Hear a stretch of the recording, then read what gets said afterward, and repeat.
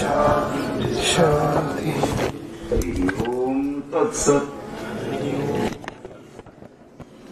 നമ്മള് ദ്വൈതാപത്തി ധ്യാതാവിന്റെ ബുദ്ധി കൊണ്ട് മാത്രമാണ് പ്രളയ സമാപ്തി ക്ഷണത്തിൽ ഈശ്വരന്റെ സക്രിയ ഭാവം ഉണ്ടാകുന്നത്. അദ്വൈതാപത്തി. അപ്പോൾ ദ്വൈത പ്രപഞ്ചം ഉളവാകുന്നു. സുഷുപ്തിയുടെ അന്തിമ ക്ഷണത്തിൽ ഈ ആത്മാവും ഈക്ഷിക്കുന്നു. ആത്മാവിന്റെ ഈക്ഷണം കൊണ്ടാണ് ഈ പ്രപഞ്ചം ഉണ്ടാകുന്നത്. വ്യഷ്ടിയുടെയും സമഷ്ടിയുടെയും. ഇതറിയാൻ എളുപ്പവഴി ഒരല്പനേരം ഏകാന്തത്തിലിരുന്ന് നോക്കണം.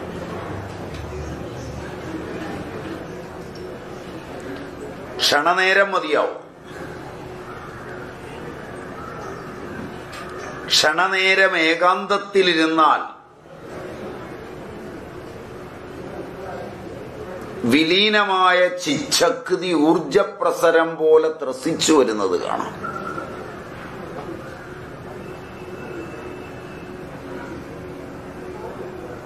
അതുകൊണ്ടാണ് പ്രാചീനരായ ആചാര്യന്മാർ ധ്യാനിക്കാൻ ഇരിക്കരുതെന്നൊക്കെ പറയുന്നത്. സമീപകാലത്തുണ്ടായതാണ് ഈ ധ്യാനിക്കാനിരുത്തലുകളും ബഹളവുമല്ല. രോഗിയെ സൃഷ്ടിക്കണമെങ്കിൽ ധ്യാന പരിശീലനമൊക്കെ നല്ലതാണ്.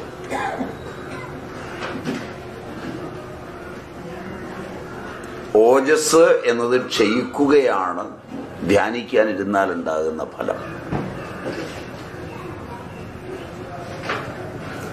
ഓജ ക്ഷീയേത ധ്യാന കൃത് ക്രോധ ക്ഷുത് ധ്യാന ശോക ശ്രമാദിഭിഃ. ക്രോധം, ക്ഷുത്ത് വിശപ്പ്, ധ്യാനം, ശോകം, ശ്രമം ഇവ ഓജസ്സിനെ ക്ഷയിപ്പിക്കുന്നതാണ്.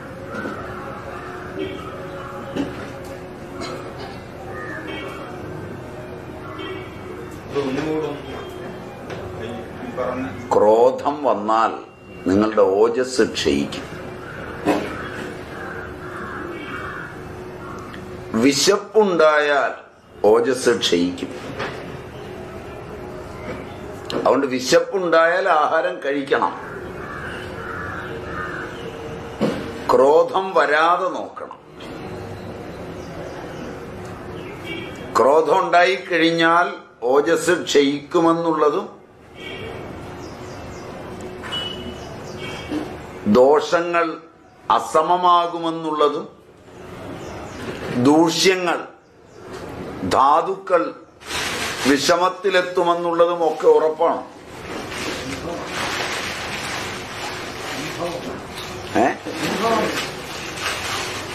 ഒരു ക്രോധം ഉണ്ടായാൽ മതി.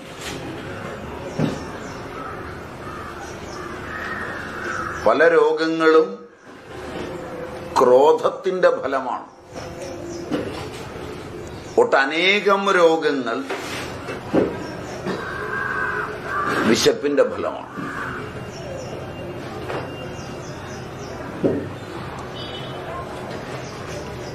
ശബ്ദ സ്പർശ രൂപരസഗന്ധാദികളായ ആഹാരങ്ങളും കഴിക്കാനുള്ള ആഹാരവും ഒരുക്കി വച്ചിട്ടാണ് ജീവൻ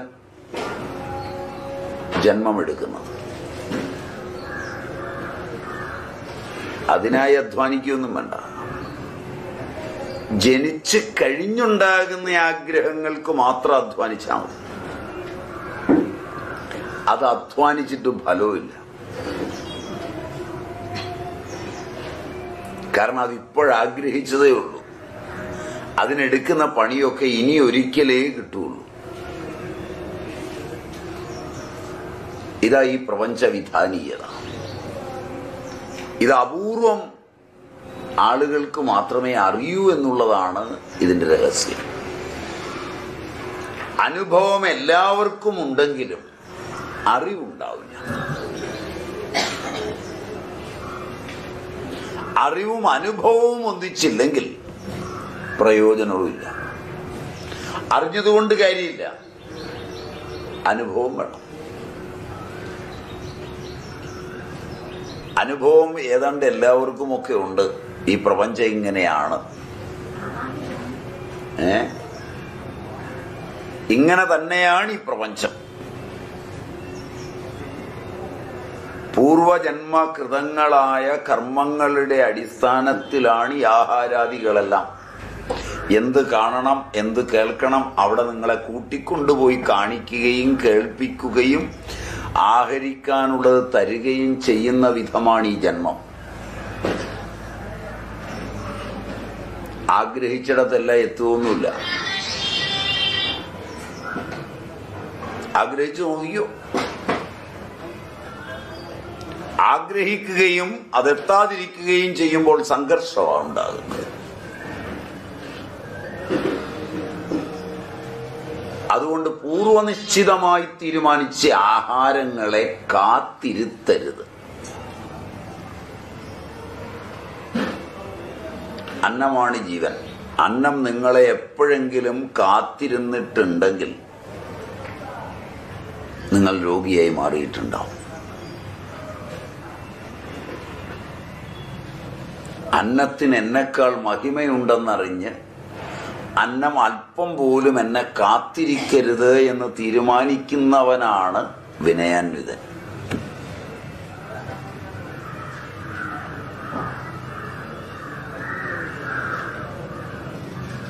നിങ്ങൾക്ക് മഹത്വമുണ്ടെന്ന് തോന്നുകയും അന്നത്തിന് മഹത്വമില്ലെന്ന് തോന്നുകയും ചെയ്യുന്നത് നിങ്ങളുടെ ശുങ്കത്തെ അറിയാതെ പോകുന്നതുകൊണ്ടാണ്. നിങ്ങൾ വ്യക്തികളായി ഇന്ന് നടക്കുന്നതെല്ലാം അന്നം നിമിത്തമാണ്. അന്നമാണ് ഈ വേർപാടുകൾക്ക് കാരണം.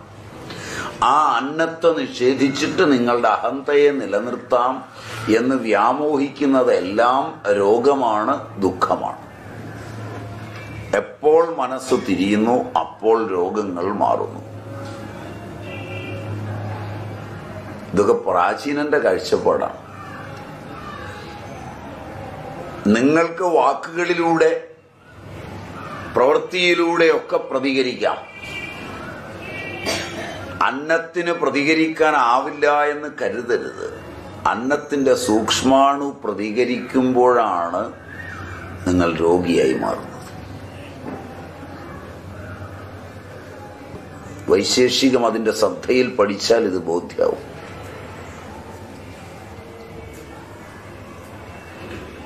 അതുകൊണ്ട് ഒരിക്കൽ പോലും ജീവിതത്തിൽ അന്നം നമ്മളെ കാത്തിരിക്കാനിടയുണ്ടാവരുത്. ഉപവാസമൊക്കെ മര്യാദാമസൃണമായി അനുഷ്ഠിക്കണം. അന്നം വെച്ച് കളിച്ച് ഉപവസിക്കരുത്. ആരെയെങ്കിലും വരുതിയിൽ കൊണ്ടുവരാൻ ഉപവസിക്കരുത്. മറ്റൊരുത്തനെ വരുതിയിൽ കൊണ്ടുവരാൻ നിങ്ങൾ ഉപവസിക്കുമ്പോഴെല്ലാം നിങ്ങൾ അന്നത്തെ നിന്ദിക്കുകയാണ്. 3 വൈദിക നിർദ്ദേശങ്ങളെ നിഷേധിക്കരുത്. നിഷേധിച്ചാൽ നിങ്ങൾ അന്നം അനുഭവിച്ചായിരിക്കില്ല മരിക്കുക, വെടിയുണ്ട ഏറ്റായിരിക്കും മരിക്കുക.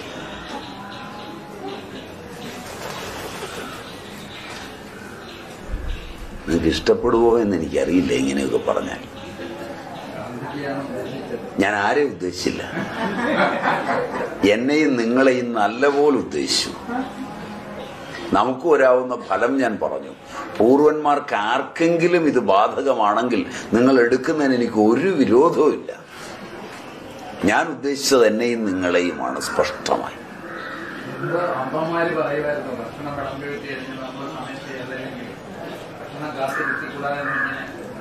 അത് അവർക്ക് വിവരം ഉണ്ടായിരുന്നു. നിങ്ങൾക്ക് വിദ്യാഭ്യാസം ഉണ്ട്, വിവരമില്ല. എന്നോട് നിങ്ങൾ കോപിക്കാവുന്ന, അതാ ഞാൻ ഇടയ്ക്കൊന്ന് നിർത്തുന്നത്. കാരണം എന്താ വെച്ചാൽ ഇടയ്ക്ക് ക്ലാസ്സിനിടയിൽ നിർത്തുന്നതും ക്ലാസ് നടന്നുകൊണ്ടിരിക്കുക ഒരു 3-4 ക്ലാസ് ആവുമ്പോൾ നിർത്തുന്നതും ഇത് ഇട്ടിട്ട് പോകാനും വയ്യ കേൾക്കാനും വയ്യ എന്നാവുമ്പോൾ ഞാൻ നിർത്തി എന്ന് പറഞ്ഞ് നിങ്ങൾക്ക് പോകാമല്ലോ എന്ന് വിചാരിച്ചുകൂടിയാണ്. മനസ്സിലായോ എന്നറിയില്ല.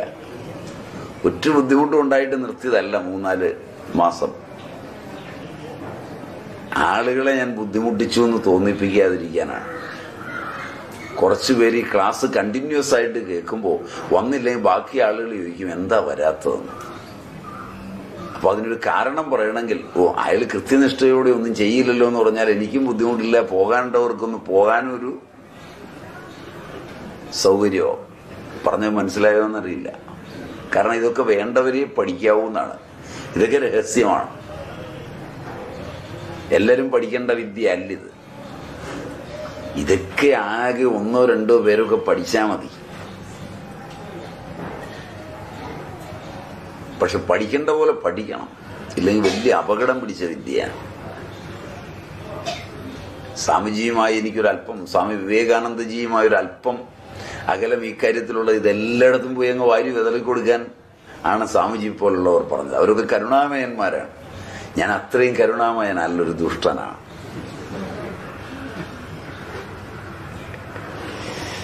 നിങ്ങൾക്ക് എന്നോട് ഇഷ്ടപ്പെടുമോ എന്ന് എനിക്കറിയില്ല, എന്റെ ദൗത്യം.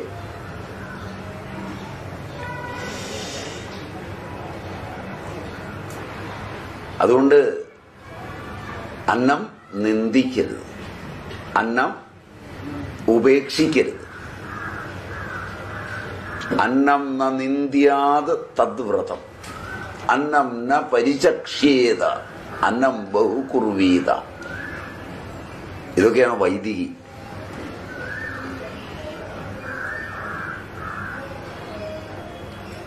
അതുകൊണ്ട് ആഹാരം, മറ്റത് ധ്യാനം. ഒന്നിരുന്ന് നോക്ക് ധ്യാനിക്കാൻ. അതുവരെ വരാത്ത എല്ലാ ചിന്തയും വരാൻ തുടങ്ങുകയും കർമ്മേന്ദ്രിയങ്ങളെ അടക്കിപ്പിടിക്കുകയും ജ്ഞാനേന്ദ്രിയങ്ങളെ തുറന്നുവിടുകയും മിഥ്യാചാരനായി മാറുകയും ചെയ്യും ധ്യാനിക്കുന്നത്. ഈ സമയത്താണ് ഏറ്റവും അധികം ഊർജം കർമ്മേന്ദ്രിയങ്ങളിലേക്ക് രൂപാന്തരപ്പെട്ടു വരുന്ന കർമ്മങ്ങളെ ചെയ്യാതിരിക്കുകയും സെൻസോറിയം ശക്തമാവുകയും ന്യൂറോണിയത്തെയും മോട്ടോറിയത്തെയും സംഘർഷപൂരിതമാക്കുകയും ചെയ്യുമ്പോൾ മിഥ്യാചാരനാവുകയും ഊർജം ഒട്ടേറെ നഷ്ടമാവുകയും ഓജസ് ക്ഷയിക്കുകയും മാരക രോഗങ്ങൾ ഉണ്ടാവുകയും ചെയ്യും. എല്ലാം മാരക രോഗങ്ങളായി, ചെറുതൊന്നും ഉണ്ടാവില്ല, പേടിക്കണ്ട. അതുകൊണ്ട് കണ്ണടച്ച് ധ്യാനിക്കാനൊന്നും ഇരിക്കരുത്. ആത്മാവാകുന്ന അമൃത് നഷ്ടപ്പെടും കണ്ണടയ്ക്കാൻ പോയാൽ. കണ്ണ് തുറന്ന് ഇരുന്ന് കണ്ടാലും കാണാത്തതുപോലെ ആകുമ്പോൾ ധ്യാനിച്ചാൽ മതി. ആൾക്കൂട്ടത്തിനൊക്കെ നടുവിൽ ഒറ്റയ്ക്കാകാറായാൽ ധ്യാനം രൂപപ്പെടാൻ തുടങ്ങും. അന്ന് ധ്യാനിച്ചാൽ മതി, തിരക്കൊന്നും വേണ്ട. മഹാന്മാര് പോയ വഴിയിൽ മഹത്വം വരുന്നതിന് മുമ്പേ ചാടിക്കേറി സഞ്ചരിക്കാമെന്ന് വിചാരിക്കണ്ട, നടക്കില്ല.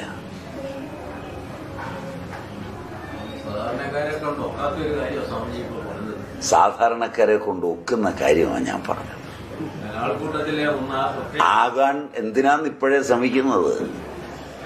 അതായിക്കോളും പതുക്കെ. അതിന് ശ്രമിക്കണ്ടെന്നാണ് ഞാൻ പറഞ്ഞാൽ മനസ്സിലായില്ല. നല്ലപോലെ പണിയെടുത്ത് ഇന്ദ്രിയങ്ങളെയൊക്കെ നല്ലപോലെ പണിയെടുക്കാൻ വിട്ടങ്ങ് ജീവിക്കുന്നതിനിടയിൽ ഈ കർമ്മവാസനകൾ അറ്റുപോവുകയും അപ്പോൾ തനിച്ചാവുകയും ചെയ്യും, ലോകത്ത് തനിച്ചാവുകയും ചെയ്യും. അന്നേരം കയറി 1 മിനിറ്റ് കണ്ണടച്ചാൽ ആത്മബോധമുണ്ടാവുകയും ഒക്കെ ചെയ്യും. ഇല്ലെങ്കിൽ വെറുതെ മസിൽ പിടിക്കും. ഒളിഞ്ഞു നോക്കും. ശരിയല്ല? ശരിയല്ല? ഒളിഞ്ഞു നോക്കും. കണ്ണടച്ചതിന്റെ പേരിൽ എന്നെ ലോകം അംഗീകരിക്കണമെന്ന് തോന്നും. വിഷയവിശിഷ്ടമായ ലോകങ്ങളെ സൃഷ്ടിച്ചിട്ട് ഞാൻ ധ്യാനത്തിലൊക്കെ 3-4 മണിക്കൂർ ഇരിക്കുമെന്ന് വ്യാമോഹിക്കും. ഇരിക്കുന്നത് ധ്യാനത്തിലല്ല, വിഷയങ്ങളിലാണ്. അതിനൊന്നും ഇടയാക്കണ്ട, ഓജസ് ക്ഷയിപ്പിക്കണ്ട, രോഗം വരുത്തണ്ട.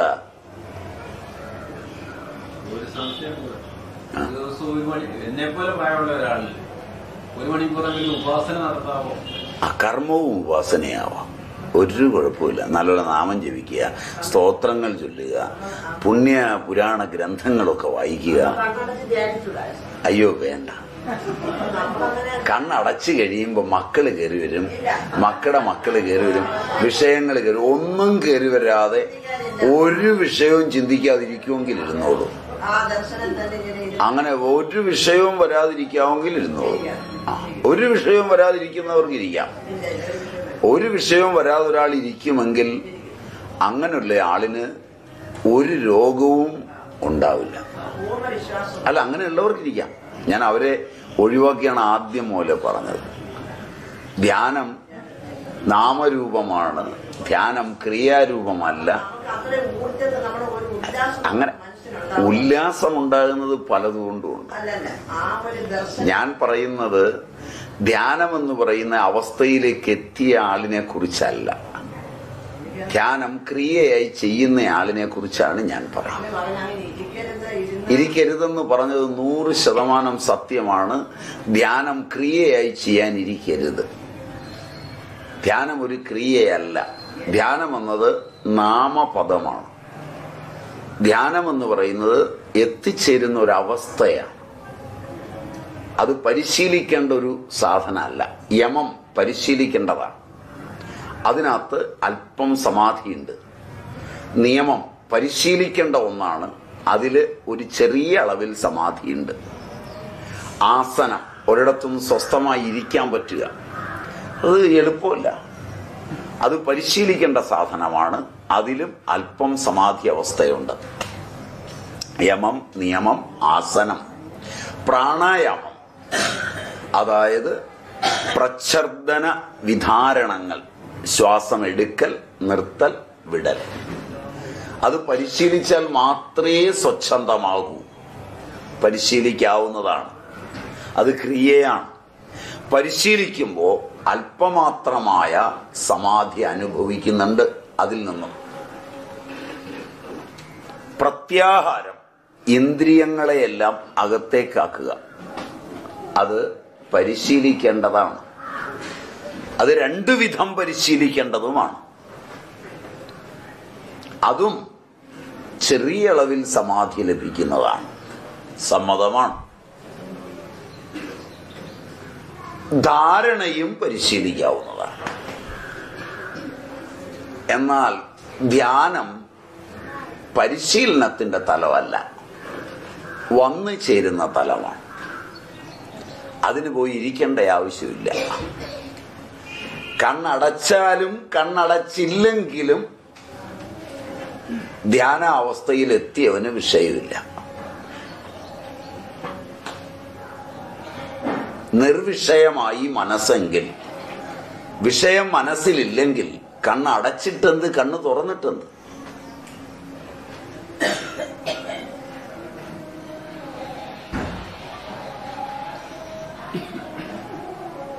അതില് ആനന്ദമുണ്ടാവും. പക്ഷെ അതിനു വേണ്ടി പോയിരിക്കുന്ന ആളുകള് അതിനു വേണ്ടി എന്ന് പറഞ്ഞു പോയിരിക്കുമ്പോൾ തന്നെ വിഷയങ്ങൾ പെരുകാൻ തുടങ്ങും.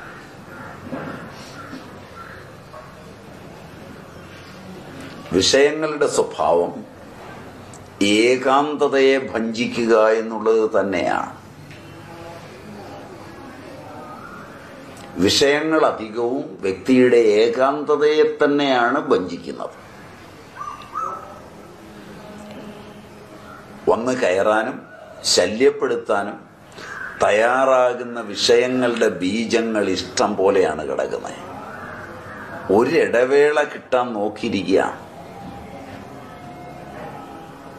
പ്രിയപ്പെട്ട ഒരാളിനോട് പറയാൻ അവസരം നോക്കി നടക്കുക എന്ന് പറയുന്നത് പോലെയാണ് വിഷയങ്ങൾ ആത്മാവുമായി രമിക്കാൻ ഇഷ്ടപ്പെട്ട് നടക്കുന്നത്.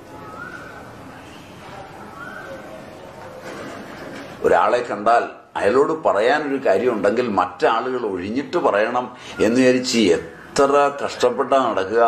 കണ്ടിട്ടുണ്ടോ? ഇല്ല. ഇയാളുമായിട്ടൊന്നും സംവദിക്കാൻ നേരം കിട്ടണ്ടേ? അലക്കൊഴിഞ്ഞിട്ട് ചരയ്ക്കാൻ നേരമില്ലാതെ നടക്കുന്ന ഈ മനുഷ്യനോട് എങ്ങനെയാണ് നമ്മുടെ കാര്യം ഒന്ന് പറയുക എന്ന് വിചാരിച്ച് ഓരോ സമയവും പറയണം എന്ന് വിചാരിച്ച് ഒരുങ്ങി നടന്ന് പറയാതിരുന്ന് അവസാനം ഇത് ആരോടെങ്കിലും പറഞ്ഞു തുറയ്ക്കണ്ടേ എന്ന് വിചാരിക്കുന്ന ഒരവസ്ഥയിലെത്തും. ശരിയല്ല? എന്നതുപോലെയാണ് നമ്മളിലെ വിഷയവാസനകൾ ബീജരൂപേണ കിടക്കുന്നവ നമ്മളുടെ തിരക്കേറിയ കർമ്മകലാപങ്ങൾക്കിടയ്ക്ക് സമയം കിട്ടാതെ വരുമ്പോൾ അവ ഒന്നുകിൽ വിസ്മൃതിയിലേക്ക് പോകും, അല്ലെങ്കിൽ അവ കർമ്മങ്ങളായി രൂപാന്തരപ്പെടും. കർമ്മങ്ങളായി രൂപാന്തരപ്പെടുന്നത് സുഷുപ്തിയിൽ ചെന്ന് സ്വപ്നത്തിൽ കടന്ന് ജാഗ്രതയിലൂടെ വന്ന് കർമ്മമായി അങ്ങ് തീർന്നാൽ അനുഭവമാവും. കർമ്മമായി തീർന്നില്ലെങ്കിൽ അവ സങ്കല്പങ്ങളായി മാറും. സങ്കല്പങ്ങളായി മാറുമ്പോൾ ആത്മാവുമായി രമിക്കാൻ ഇഷ്ടപ്പെടുന്ന ഈ വിഷയങ്ങൾ മനസ്സെന്ന ഉപാധിയെ ഉപയോഗിച്ചുകൊണ്ട് മനസ്സിന്റെ ഏകാന്ത വേളകളിലാണ് കയറി വരിക. അതുകൊണ്ട് ഏതു മനുഷ്യൻ പോയി കണ്ണടച്ചിരിക്കുമ്പോഴും ഒറ്റയ്ക്കാണ് ഇരിക്കുന്നതെങ്കിലാണ് അവന് പ്രിയങ്കരങ്ങളെന്ന് തോന്നാവുന്ന 3 ഏഷണങ്ങളും ലോക ഏഷണ,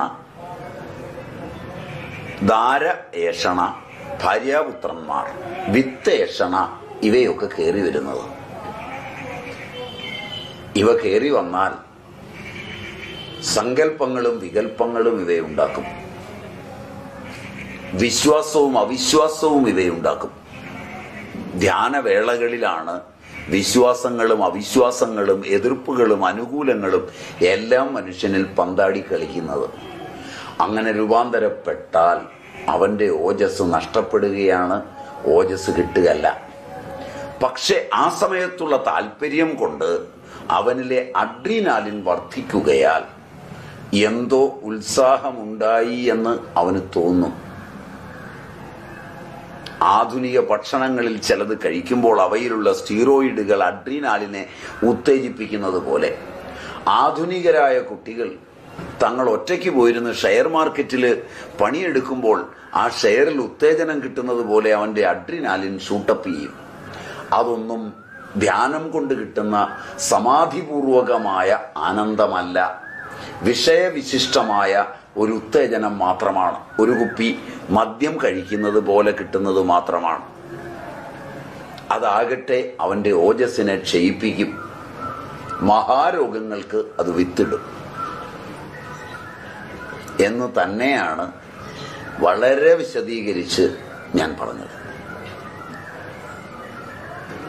എങ്ങനെ വേണമെങ്കിൽ നിങ്ങൾക്ക് ചോദിക്കാം, എങ്ങനെ വേണമെങ്കിൽ നേരിടാം.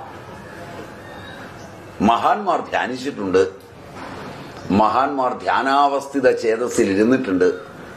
അവരിരുന്നിട്ട് കണ്ടത് ആത്മാവിനെയാണ്.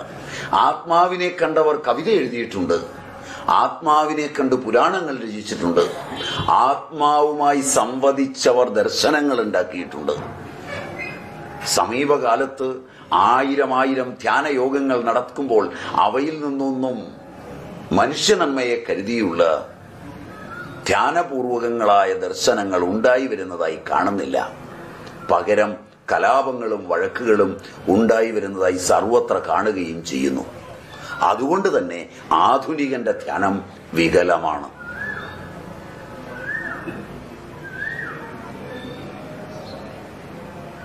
ധ്യാനിച്ച അച്ഛൻ മക്കളുമായി അടികൂടുന്നു, കോപിക്കുന്നു, കണ്ണുകൾ ചുവന്നു കലങ്ങുന്നു. ധ്യാനം കഴിഞ്ഞ് ഇറങ്ങി വരുന്ന അമ്മയും വീട്ടുകാരുമൊക്കെയായി അടികൂടുന്നു. ധ്യാനത്തിൽ നിന്ന് ഇറങ്ങി വന്ന അമ്മായിയമ്മയും മരുമകളും ഏറ്റുമുട്ടുന്നു. ധ്യാനത്തിൽ നിന്ന് വന്നതുകൊണ്ട് ഭീഷണിപ്പെടുത്തുന്നു, ശപിക്കാൻ ത്രാണിയുണ്ടെന്ന് കരുതുന്നു. ധ്യാനത്തിൽ നിന്ന് ഇറങ്ങി വന്ന മതനേതാക്കന്മാർ പത്രങ്ങളിലൂടെ ഗോഗോ വിളിക്കുന്നു. ഇതൊക്കെയാണ് ധ്യാനത്തിന്റെ സമ്പൂർണതയെങ്കിൽ ദൈവമേ എന്നെ ധ്യാനിപ്പിക്കരുതേ എന്ന് പ്രാർത്ഥിക്കുന്നതിലൊരുത്തനാണ് ഞാൻ. Am I right? മര്യാദയുടെ ഭാഷയിൽ ചോദിച്ചാൽ ഞാൻ പറഞ്ഞത് ശരിയാണോ?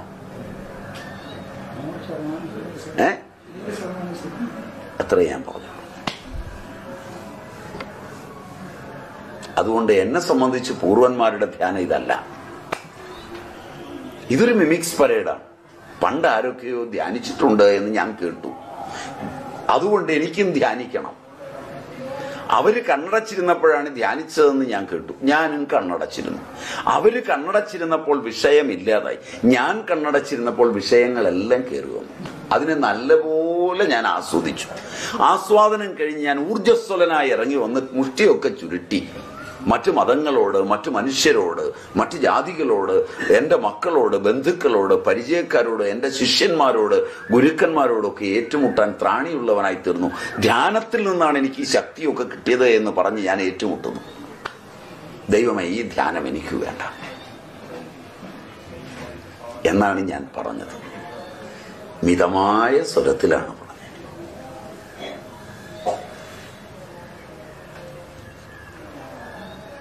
ശരി പോലെ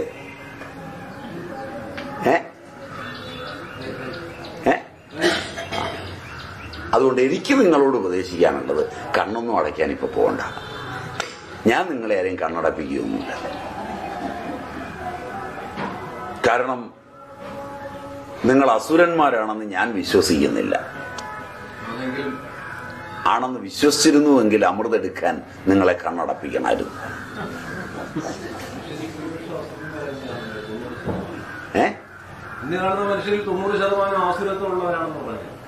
അപ്പൊ പിന്നെ അമൃതടിച്ചുകൊണ്ട് പോകാൻ ആരെങ്കിലും വിട്ടതായിരിക്കണം, നിങ്ങളെ കണ്ണടപ്പിക്കുന്നതിനായിരിക്കണം. വന്നത് മഹാവിഷ്ണുവാണെന്നോർത്ത് സമാധാനിച്ചോളുക. അമൃത് പോയി കിട്ടിയതിൽ സന്തോഷിച്ചോളുക. അതിനെ ഒന്നും ഞാൻ എതിർത്തില്ല.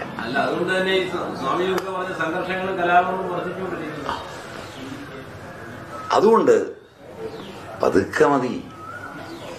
ഏതായാലും ഇനി 1000 ജന്മം ഉണ്ടെങ്കിലും എന്നെങ്കിലും മോക്ഷമുണ്ട്. പിന്നെ എന്തിനാ ഇത്ര വലിയ പേടിക്കുന്നു? അതില്ലെങ്കിൽ മാത്രമാണ് പേടി. ഇപ്പൊ തന്നെ ഇതെല്ലാം അങ്ങ് കിട്ടണമെന്ന് വലിയ വ്യാമോഹമൊന്നും വേണ്ട.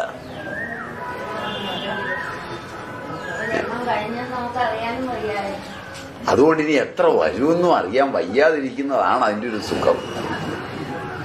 എത്ര വേണേ വന്നോട്ടെ, നീ തീരുമാനിക്കുന്ന പോലെ എന്ന് പറയുന്നതല്ലേ അതിന്റെ സുഖം.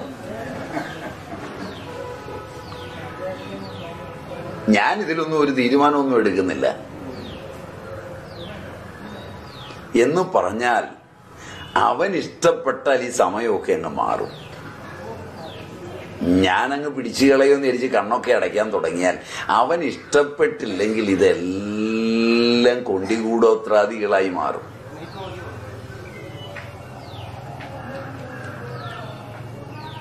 ഞാൻ ഇതങ്ങ് പറഞ്ഞതെന്നേ ഉള്ളൂ. ഇത്രയും വിശദീകരിക്കണം എന്ന് വെച്ചില്ല, നിങ്ങൾ ചോദിച്ചുകൊണ്ടാണ്. മറ്റത് ഞാൻ ആ കാര്യം പറയണമെന്നേ വിചാരിച്ചിരുന്നുള്ളൂ. ധ്യാന ശോക ശ്രമ ആദിഭി. ശോകവും ഇങ്ങനെ തന്നെയാണ്, ദുഃഖിക്കരുത്. ദുഃഖിച്ചാൽ ഓജസ് പോവും. ലോകത്ത് ദുഃഖിക്കാനുള്ള ഒരു കാര്യവുമില്ല.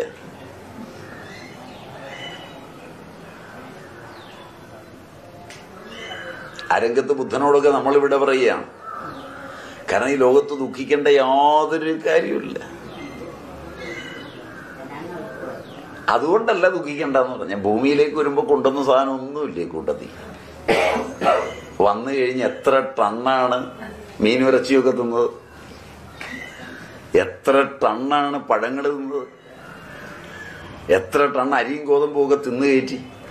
ഒന്നും കൊണ്ടുവരാതെ ഇത്രയും ടണ്ണ് തിന്നേച്ച് ഇനി എനിക്ക് ദുഃഖം എന്ന് പറഞ്ഞാൽ കുനിച്ചു ചേർത്ത് ഇടി കൊടുക്കണം. ശരിയല്ല?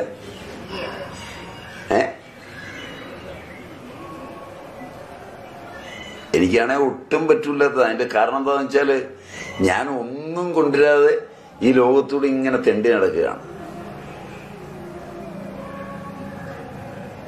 കാറിന് കാറ്, ഡ്രസ്സിന് ഡ്രസ്സ്,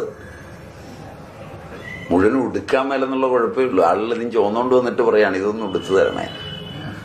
നമ്മൾ ഉടുത്ത് നടക്കേണ്ടത് അവർക്ക് അത്യാവശ്യം. ആലോചിച്ച് നോക്കും. ലോകത്തിലെ ഏറ്റവും നല്ല ഭക്ഷണം അതും കൊണ്ട് കാത്തിരുന്ന് കഴിപ്പിക്കുകയാണ്. പോരാ കഴിച്ചതെന്നും പറഞ്ഞാ കൂടെ നീയത്.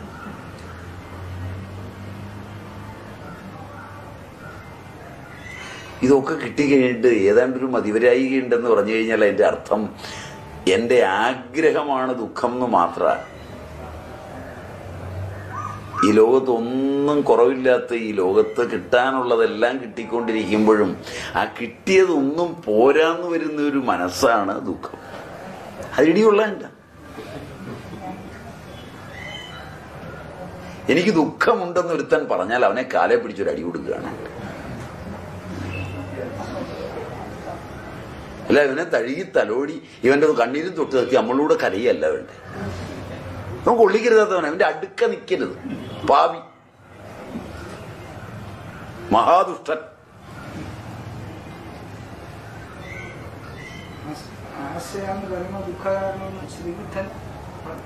അദ്ദേഹം പറഞ്ഞിട്ടുണ്ട്. പക്ഷേ ലോകം ദുഃഖമാണെന്ന് അദ്ദേഹം പറഞ്ഞു.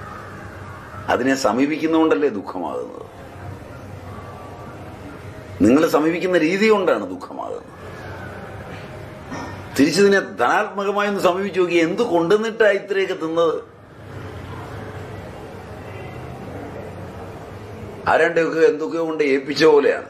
തന്തയെ ഏൽപ്പിച്ച പോലെ ദുഃഖം തന്തരെടുക്കെ പറയുക, തള്ളയെ ഏൽപ്പിച്ച പോലെ പറയുക. നിങ്ങളെല്ലാം ഏൽപ്പിച്ചിട്ടുണ്ടോ? ഇതൊക്കെ നിങ്ങൾക്ക് ഈ ആളുകൾ ചെയ്തു തരണോ? കുറെ അവകാശങ്ങളും. മറിച്ച് നിങ്ങൾ നേരെ തിരിഞ്ഞ് കടമകൾ മാത്രമേ ഉള്ളൂ എന്ന്. എന്തൊരു സുഖമാണ് ജീവിതം. ലോകത്ത് കടമകൾ മാത്രമേ ഉള്ളൂ എന്ന് വിചാരിച്ച് ജീവിക്കുന്നവന് സുഖവും, അവകാശങ്ങൾ മാത്രമേ ഉള്ളൂ എന്ന് വിചാരിച്ച് ജീവിക്കുന്നവന് ദുഃഖവുമാണ്. കടമയും അവകാശവും ഉണ്ട് എന്ന് വിചാരിക്കുന്നവന് സുഖദുഃഖങ്ങൾ മാറി മാറിയും. എനിക്ക് തീർക്കാൻ കടമകൾ മാത്രമേ ഉള്ളൂ ലോകത്ത്. എന്നൊക്കെയോ ഈ ലോകത്തുനിന്ന് മേടിച്ചതും അനുഭവിച്ചതും തീർത്തു കൊടുക്കാനുള്ളൊരു കടക്കാരനായി ഞാൻ ഭൂമിയിൽ വന്നിരിക്കുന്നു. കടം തീർക്കാൻ വന്നതാണ്. ഇത് മുഴുവൻ തീർത്തിട്ട് വേണം എനിക്ക് പോവാൻ എന്ന് വിചാരിക്കുന്നവന് ജീവിതം മുഴുവൻ സുഖമേ ഉള്ളൂ. അത് കൊടുക്കാനിരുന്ന സാധനം അവൻ എടുത്തുകൊണ്ട് പോയി. ഓ, സന്തോഷായി. ഞാൻ കൊടുക്കേണ്ടി വന്നില്ലല്ലോ, അവൻ കൊണ്ടുപോയല്ലോ. മനസ്സിലായില്ല. എന്റെ മുറിക്കകത്ത് ഞാൻ ആർക്കോ കൊടുക്കാൻ വെച്ചിരുന്നതാണ്. ഞാൻ കൊടുക്കാൻ വെച്ചിരുന്ന ആളിനോടല്ലായിരുന്നു എന്റെ കടം. മറ്റവൻ രാത്രി വന്ന് എടുത്തുകൊണ്ട് പോയി. ഓ, സന്തോഷായി. ഇത് കൊടുക്കാൻ വെച്ചിരുന്ന സാധനമാണ്. ഇത് നീ കൊണ്ടുപോയല്ലോ, നീ ഒറിജിനൽ ആള് കൊണ്ടുപോയി. മനസ്സിലായില്ല. അവകാശം കൊണ്ടുപോയി. നിനക്കായി എന്റെ നമസ്കാരം. ഞാൻ ഇനി ഇതും ചോന്നുകൊണ്ട് കിടക്കണ്ടല്ലോ.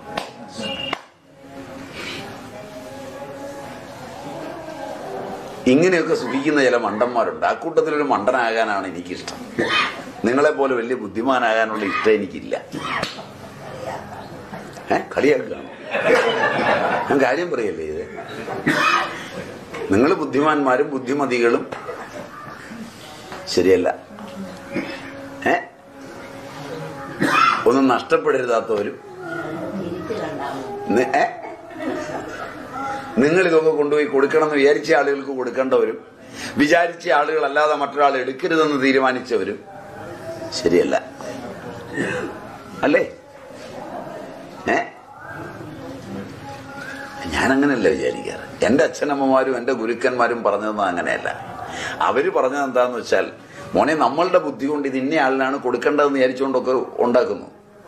അപ്പോ ഇതിന്റെ ഒറിജിനൽ അവകാശി വന്നാൽ നമ്മൾ ഈ ഉണ്ടാക്കി വെച്ചത് അവൻ കൊണ്ടുപോകും. മനസ്സിലായില്ല? കൊണ്ടുപോകുമ്പോ അവനെ അങ്ങ് തൊഴാൻ പഠിക്കണം. കാരണം അവനാണ് ഒറിജിനൽ.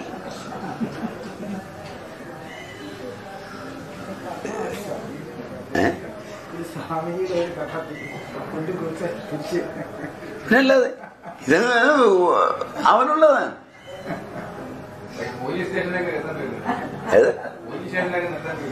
പോലീസ് സ്റ്റേഷൻ ഉള്ളത് കൊണ്ടല്ലേ കള്ളനുണ്ടാകുന്നത്. ഇന്ത്യയിൽ നമ്മൾ ഈ പോപ്പുലേഷൻ വെച്ച് നോക്കുമ്പോൾ പോലീസുകൾ കുറവാണ്. അമേരിക്ക വെച്ച് നോക്കുമ്പോൾ അവര് ഇപ്പോഴും ആ കൊച്ചിൻ്റെ കൾച്ചറിലുള്ളതുകൊണ്ടാണ് പോലീസ് ഫോഴ്സ് കുറവ് മതിയാകുന്നത്. പക്ഷെ അതിൽ രസം പോലീസ് ഉള്ളത് കൊണ്ടാണ് കള്ളൻ ട്രെയിൻഡ് ആകുന്നത്.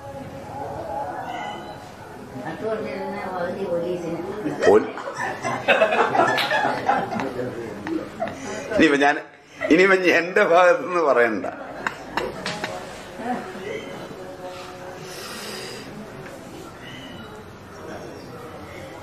മാത്രമല്ല, പോലീസും പട്ടാളവും കോടതിയും ഒക്കെ ഉണ്ടാവുമ്പോൾ മനുഷ്യന്റെ അഡ്വഞ്ചർ ഡ്രൈവിന് ഒരാകാരമുണ്ടാവും. ശരിയല്ല? പോലീസും പട്ടാളവും കോടതിയൊന്നും ഇല്ലെങ്കിൽ ഒരു അഡ്വഞ്ചറും കളവിനില്ല. അതുകൊണ്ട് വാസനയുള്ള കള്ളൻ മാത്രമേ കക്കുള്ളൂ.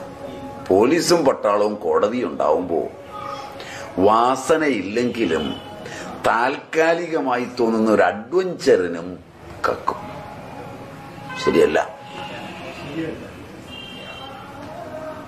അതുകൊണ്ട് കള്ളനെ സൃഷ്ടിക്കാനേ നിങ്ങളുടെ ഈ നിയമങ്ങൾ സഹായിക്കുകയുള്ളൂ. അല്ലാതെ കളവില്ലാതാകാൻ ഇത് സഹായകമാവില്ല. ഇങ്ങനെയൊക്കെയാണ് ഞാൻ വിചാരിക്കുക.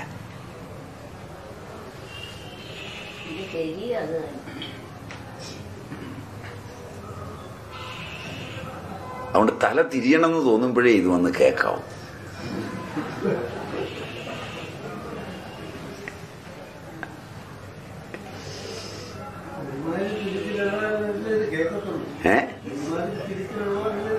അവർക്ക് കേൾക്കാൻ ക്ഷമയുണ്ടാവൂ.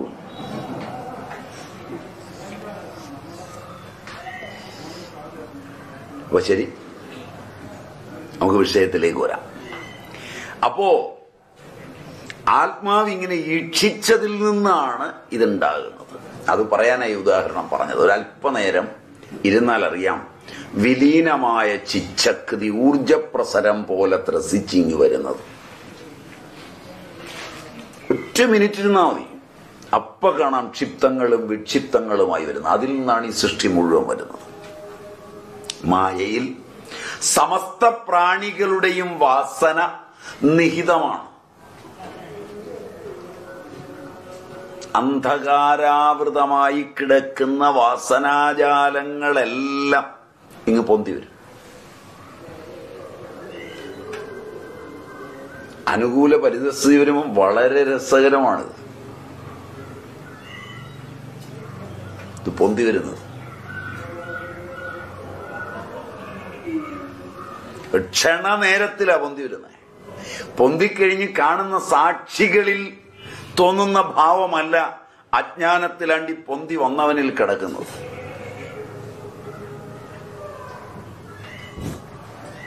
വാസനയുടെ കളി അങ്ങനെയാ.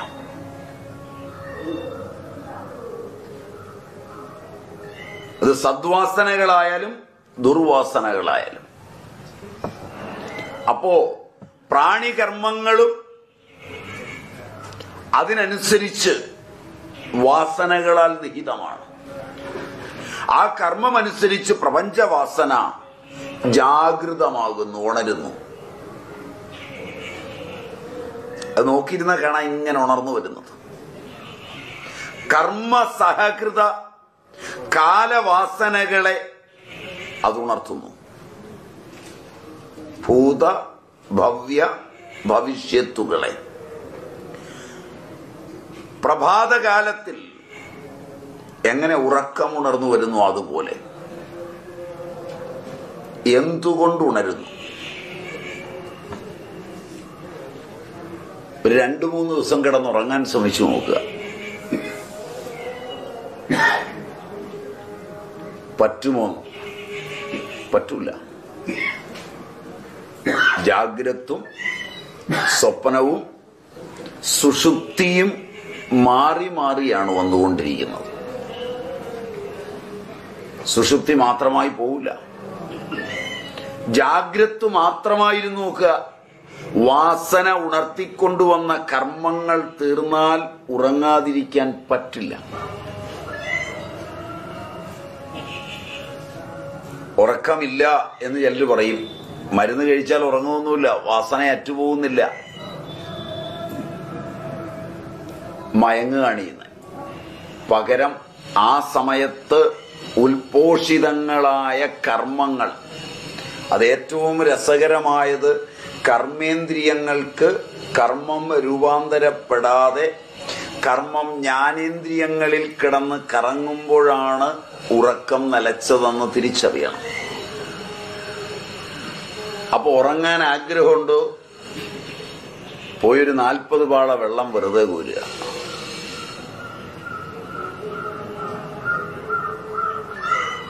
ഉറങ്ങാൻ ആഗ്രഹമുണ്ടോ? ഉറക്കം വരുന്നില്ലേ? പോയി ചക്രം ചവിട്ടുക. ഉറങ്ങാൻ ആഗ്രഹമുണ്ടോ? ഉറക്കം വരുന്നില്ലേ? ഒരു മരത്തിലേക്ക് ഏണി വെച്ചിട്ട് കയറുകയും ഇറങ്ങുകയും ചെയ്തുകൊണ്ടിരിക്കുക. ഉറങ്ങാൻ ആഗ്രഹമുണ്ട്, ഉറക്കം വരുന്നില്ല, നല്ലപോലെ ഉണർന്നിരിക്കുന്നു, ഉറങ്ങാനേ പറ്റുന്നില്ല, തിരിഞ്ഞും മറിഞ്ഞും കിടക്കുന്നു. ഉറങ്ങാൻ കിടക്കുന്നതിന് പകരം പോയി നല്ല കല്ല് ചുമ്മുക, നല്ല മുട്ടി വീട്ടിൽ കിടപ്പുണ്ടെങ്കിൽ എടുത്തങ്ങ് കീറുക. അപ്പോൾ ഉള്ളിൽ കിടന്നതായ കർമ്മവാസന കർമ്മേന്ദ്രിയത്തിലേക്ക് വന്ന് ക്ഷീണിക്കും. അപ്പൊ കണ്ണടയാൻ തുടങ്ങും. അപ്പൊ കയറി കിടക്കുക. നേരത്തെ അറിയണമെന്ന് പറഞ്ഞ കുറെ കാര്യങ്ങളുള്ള പുസ്തകങ്ങളൊക്കെ ഇരിക്കുന്നു കയ്യിൽ. ഉറങ്ങാൻ കിടന്നിട്ട് ഉറക്കം വരുന്നില്ല.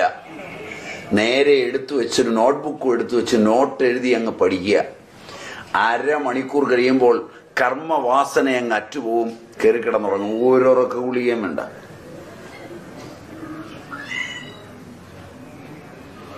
കർമ്മവാസനയറ്റാൽ സ്ഥലം എവിടെയായാലും ആരിരുന്നാലും എന്തിഷ്ടമുള്ളതായാലും എത്ര പ്രിയപ്പെട്ടതായാലും ഉറങ്ങും.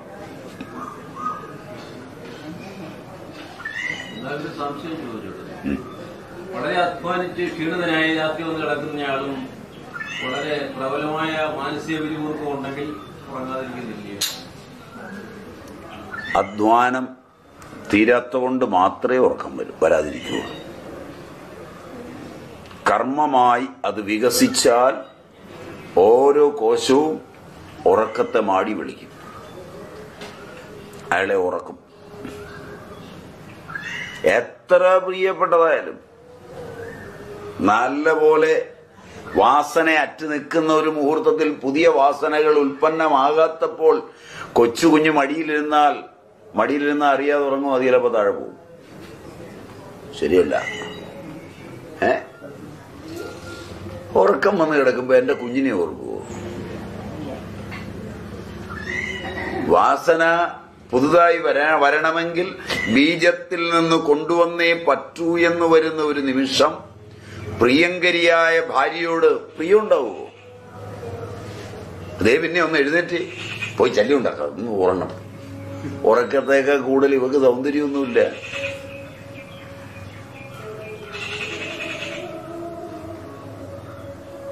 നല്ല ആഹാരം, പായസമൊക്കെ ഉണ്ട്. പായസത്തേക്കാളൊക്കെ എത്രയോ കൂടിയതാണ് ഒരു ഉറക്കം.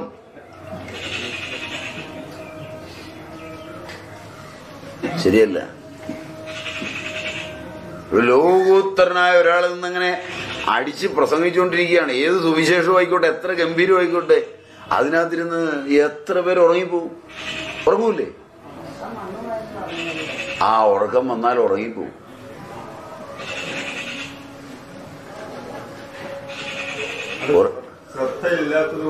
അല്ല, ഉറക്കം ശ്രദ്ധയില്ലാത്തതുകൊണ്ടല്ല, നിങ്ങളുടെ കർമ്മവാസനകൾ പിരിയുമ്പോഴാണ് ഉറങ്ങുന്നത്. ശ്രദ്ധിച്ചിരിക്കുന്നു എന്നുള്ളത് കൊണ്ടും പറയുന്നവൻ പറയുന്നതൊന്നും അല്ല കേൾക്കുന്നത്. അങ്ങനെ ധരിക്കണ്ട.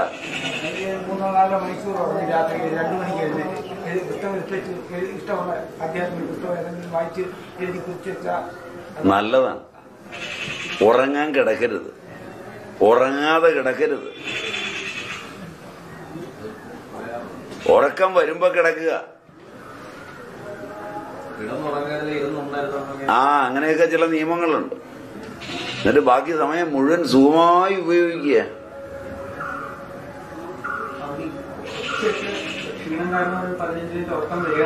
വരികയാണെങ്കിൽ അങ്ങ് ഉറങ്ങാൻ കിടന്ന്. ഉറക്കം വന്നാൽ കിടന്നേ ഉറങ്ങാവൂ. കാരണം അല്ലെങ്കിൽ ചിലപ്പോൾ എന്താ വെച്ചാൽ ഈ ഉറക്കത്തിൽ ബോധമില്ലാത്തതുകൊണ്ട് കിടക്കാതെ ഇരുന്നുറങ്ങിയാൽ അപ്പൊ ഇവിടെ ഒക്കെ വേദനിക്കും, കഴയ്ക്കും. മനസ്സിലായില്ല? ഇതിൽ ആരെ ബോധിപ്പിക്കാനായിരിക്കുന്നത്? ഉറക്ക വരുന്നേ, നേരെ മുമ്പിലോട്ടും കിടക്കുക ഒരു ഭാവിരിച്ച്. നിങ്ങൾ പറഞ്ഞാട്ടെ, ഞാനൊന്ന് ഉറങ്ങട്ടെ. ഒരു ദേഷ്യം വരേണ്ട കാര്യമില്ല. എന്നാൽ ലോകത്തിലെ ഏറ്റവും മനോഹരമായ ഭാവങ്ങളിലൊന്നാണത്, നിഷ്കളങ്ക ഭാവങ്ങളിലൊന്നാണ്. ആരെയും ഉപദ്രവിക്കുന്നില്ല ആ സമയത്ത്. നമ്മളൊക്കെ പച്ച പരമാർത്ഥികളും നല്ലവരും ആകുന്ന ഒന്ന് ഉറങ്ങുമ്പോഴാ.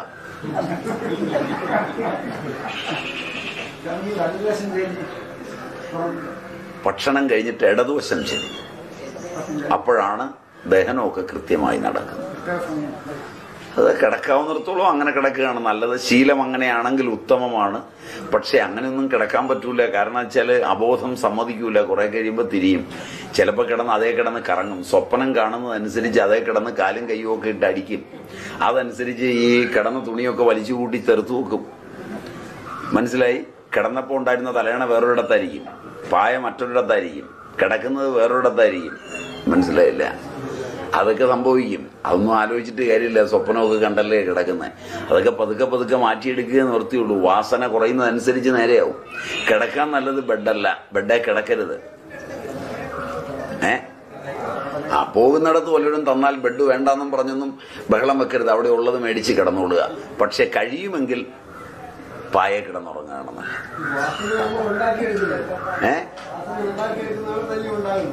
മുമ്പുള്ളത് അതിന്റെ കൂടെ ഇപ്പോൾ ഉണ്ടാക്കിക്കൊണ്ടിരിക്കുന്നത് രണ്ടും കൂടെയാണ്. മുമ്പുള്ളതും ഉണ്ടാക്കിയത് തന്നെയാണ്, പക്ഷെ ഇപ്പൊ ഉണ്ടാക്കിയതല്ല. അച്ഛന്റെ ബീജം വഴിയും അമ്മയുടെ അണ്ടം വഴിയും ഒരുപാട് വാസന ഇങ്ങ് വന്നിട്ടുണ്ട്. അതിന്റെ കൂടെ ഇനി പെരുത്തങ്ങ് ഉണ്ടാക്കുകയാണ്. അതൊന്ന് തീർന്നു കിട്ടിയാൽ തന്നെ സ്വസ്ഥമായി അങ്ങ് പോവാം. പറ്റുകയല്ലെന്നാ കൂട്ടുകാരും ഒക്കെ കൂടി പറഞ്ഞിരിക്കുന്നത്. ഇനിയും കുറെ കൂടെ ഉണ്ടാക്കാനുണ്ടെന്നാ പറഞ്ഞിരിക്കുന്നത്. നീ അങ്ങനെ ഒറ്റയടിക്കൊന്നും പോകണ്ടെന്നാ പറഞ്ഞിരിക്കുന്നത്. കൂട്ടുകൂടി ഉണ്ടാക്കുന്നത്, ചുറ്റുപാടുകളിൽ നിന്ന് ആഗിരണം ചെയ്യുന്നത് ഒക്കെ ഇങ്ങനെ ഉണ്ടാക്കി പോവാണ്. തീരാക്കടങ്ങളിലേക്കാ പോകുന്നത്. ഇത് ചിട്ടി മോലിക്കുന്ന പോലാണ്. മനസ്സിലായില്ല? ചിട്ടി മോലിക്കുമ്പോൾ ആകെപ്പാടി ഒരു 100 രൂപ. അത് കടം മേടിച്ചിരുന്നാൽ കുഴപ്പമില്ലായിരുന്നു. ഇത് 100 രൂപയുടെ അത്യാവശ്യം. 10 പേരെ കൂട്ടി 10 രൂപ വെച്ച് 10 പേരെ കൂട്ടിക്കൊണ്ട് 10 മാസം. ആദ്യത്തെ പിരിച്ച് നമ്മൾ പുട്ടടിച്ചു ആ 100 രൂപയുടെ ആവശ്യത്തിന്. മനസ്സിലായില്ല? രണ്ടാമത്തെ ചിട്ടി മോലിച്ചപ്പോൾ ഒരുത്തൻ തരാനുണ്ട്, അത് ഒപ്പിക്കണം. മൂന്നാമത്തതായപ്പോഴേക്ക് 3-ാം മാസമായപ്പോഴേക്ക് 2 പേര് തരാൻ താമസമായി. അപ്പൊ 100ന്റെ ചിട്ടി നടത്തിക്കൊണ്ട് പോകാൻ ഒരു 500ന്റെ മോലിച്ചു. മനസ്സിലായില്ല? അപ്പോൾ നാട്ടുകാർ പറഞ്ഞു വളരുകയാണ്. മനസ്സിലായില്ല? ഇവനെ അറിയാവൂ വളരുകയാണോ? പിടിയിട്ടില്ല. ഇത് കഴിഞ്ഞപ്പോ ഇത് നടത്തിക്കൊണ്ട് പോകാൻ 1000ന്റെ മുതലിച്ചു. ഇപ്പൊ ഒറ്റയ്ക്ക് മുതലിച്ച് പിരിച്ച് നടന്നവൻ പിരിക്കാൻ 2 പേരെയും വെച്ച് ഓഫീസും തുടങ്ങി 2 വണ്ടിയും മേടിച്ചു. മനസ്സിലായില്ല? ഇപ്പൊ നാട്ടുകാർ പറഞ്ഞു അരയോരെയാണ്, ഇപ്പം കേറുകയാണ്, പഴയ പോലല്ല. കടം കൊടുക്കാനുള്ളവൻ വന്ന് ചോദിക്കാതിരിക്കാൻ പുതുതായി ഒരു വണ്ടിയും കൂടെ വാങ്ങിച്ചു. വണ്ടിയൊക്കെ മേടിക്കുമ്പോൾ കടക്കാരൻ വിചാരിച്ചു കാരണം ഇത്രയൊക്കെ ഉണ്ടാക്കുന്നവനോട് ഇപ്പൊ പോയി ചോദിക്കണ്ട, നമ്മുടെ അവിടെ കിടക്കണ്ടെന്ന് വിചാരിച്ചു. ഒടുവിൽ 1 ലക്ഷത്തിന്റെ ആയി, 10 ലക്ഷത്തിന്റെ ആയി. ഇത്രയൊക്കെ ആയപ്പോഴേക്ക് നാട്ടുകാർ പറയാൻ തുടങ്ങി എന്തൊരിതാണ്. അപ്പം നാട്ടുകാർ ഒരുമാതിരി സൗകര്യവും സൗന്ദര്യവും ഒക്കെ ഉള്ള വീട്ടിലെ പെൺകുട്ടിയൊക്കെ ആയിട്ട് മകന് കല്യാണത്തിന് വന്നു, മറ്റത് വന്നു, അവിടുന്ന് പണം വന്നു, ഇവിടുന്ന് പണം വന്നു, അത് കിട്ടി, ഇത് കിട്ടി, ഇതൊക്കെ കൂടെ മറിച്ചും തിരിച്ചും ഒക്കെ കൂടെ വരുമ്പോഴത്തേക്ക് കടം കൂടി. ഒരു ദിവസം ഒരു കാര്യമുണ്ട്. കാരണം എന്ന് വെച്ചാൽ ഇതെല്ലാം കൂടെ കൊടുക്കാൻ മേലെന്നറിഞ്ഞ് മുങ്ങി. ശരിയല്ല? ഇതുപോലെ തന്നെയാണ് ഈ വാസന കളിക്കുന്നത്. ഇതിങ്ങനെ വരും.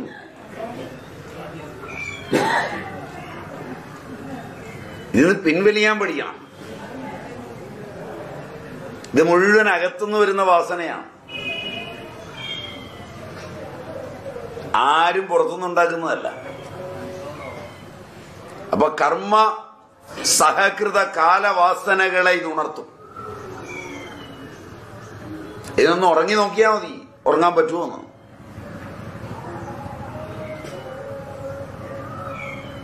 ഒരു 3 ദിവസം ഒന്ന് ഉറങ്ങിയാൽ മതി. അല്ലെങ്കിൽ കുംഭകർണന്റെ മാതിരി ഒരു 6 മാസത്തേക്കൊന്ന് കിടന്നു നോക്കും. പറ്റൂല. സമയമാവുമ്പോൾ സ്വയം ഉണരും. കർമ്മസഹകൃത കാലം നിങ്ങളെ ഉണർത്തും. കർമ്മസഹകൃത കാലം, അതാണ് ഈ ഉണർത്തുന്നത്. കർമ്മത്തിൽ സഹകാരിയായിരിക്കുന്ന ഒരു കാലമുണ്ട്. അതുപോലെ സൃഷ്ടിപൂർവ കർമ്മ സഹകൃത കാല പരമാത്മാവിന്റെ വാസനകളും ഉണർത്തും. സൃഷ്ടിയിൽ സഹകൃതമായ കാലം പരമാത്മാവിന്റെ വാസനകളെ ഉണർത്തും. മനുഷ്യൻ, പശു, പക്ഷിയാദി സമസ്ത വാസനകളും മായയിൽ നിഹിതമാണ്.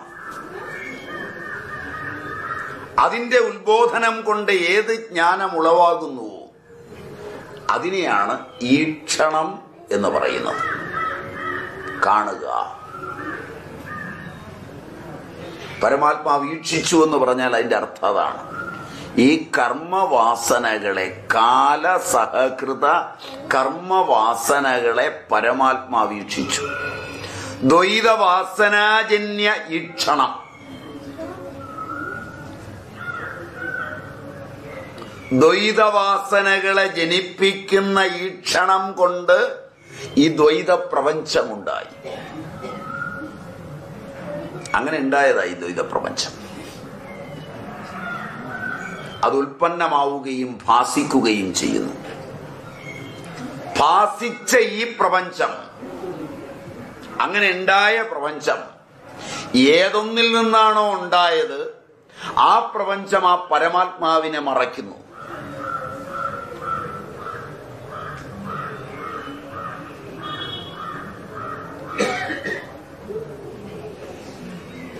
ഇങ്ങനൊരർത്ഥത്തിൽ ആദ്യത്തെ ശ്ലോകം പറയാം.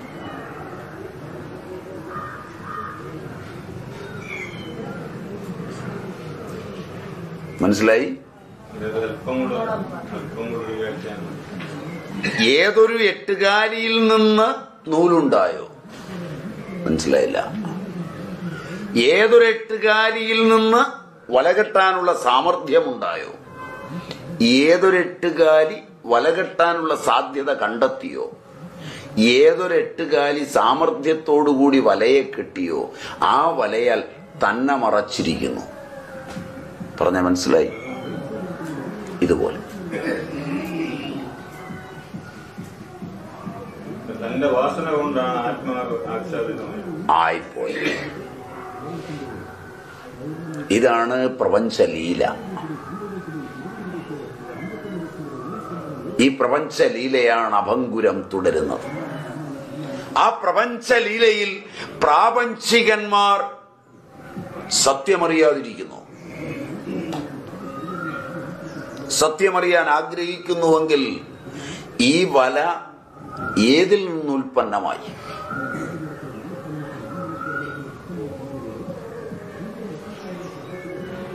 ആ ബോധത്തെയാണ് അന്വേഷിക്കേണ്ടത്. അദ്വൈത അഭ്യാസജന്യമായ അദ്വൈത വാസന ഉത്ബുല്ലമാവണം. അതിനാ ഗുരുക്കന്മാരുടെയൊക്കെ അടുക്ക പോകുന്നത്.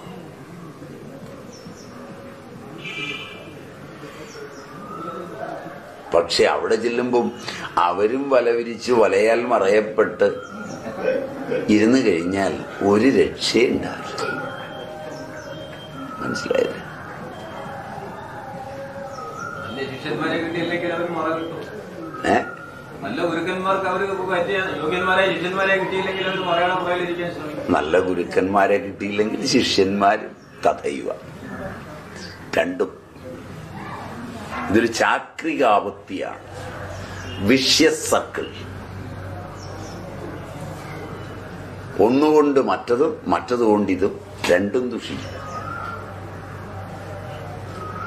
അന്യോന്യം ദുഷിക്കുമ്പോൾ കുറ്റം പറയാൻ, കുറവ് പറയാമെന്നേ ഉള്ളൂ.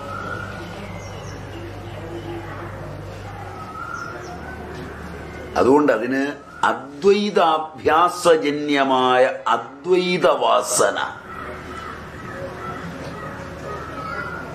ആ അദ്വൈത വാസന പ്രഫുല്ലമാകുമ്പോൾ ഒരഖണ്ഡാകാര ബുദ്ധി ദ്വൈത പ്രപഞ്ചത്തെ മാറ്റും.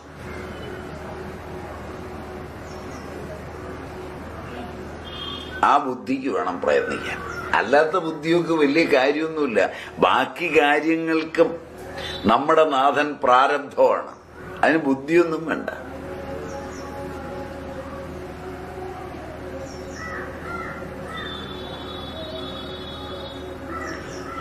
നിങ്ങളൊരു ചക്ക കഴിക്കാറാകുമ്പോ പ്ലാവും ചക്കയും അതിടാനുള്ളവനും ഉണ്ടാവും.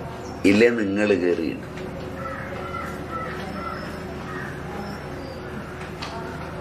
അതിന് പരിശീലിപ്പിക്കാൻ യൂണിവേഴ്സിറ്റി ഒന്നും ആവശ്യമില്ല. ചക്ക എങ്ങനെ വെട്ടണം, എങ്ങനെ അരിയണം, എങ്ങനെ പുഴുങ്ങണം. ഈ നാട്ടിൽ ഇത്രയും കാലം ചക്ക പുഴുങ്ങി തിന്നത് യൂണിവേഴ്സിറ്റി എഡ്യൂക്കേഷൻ കഴിഞ്ഞിട്ടാണ്. ഇത്ര മനോഹരമായി ഉണ്ടാക്കി തിന്നവര്.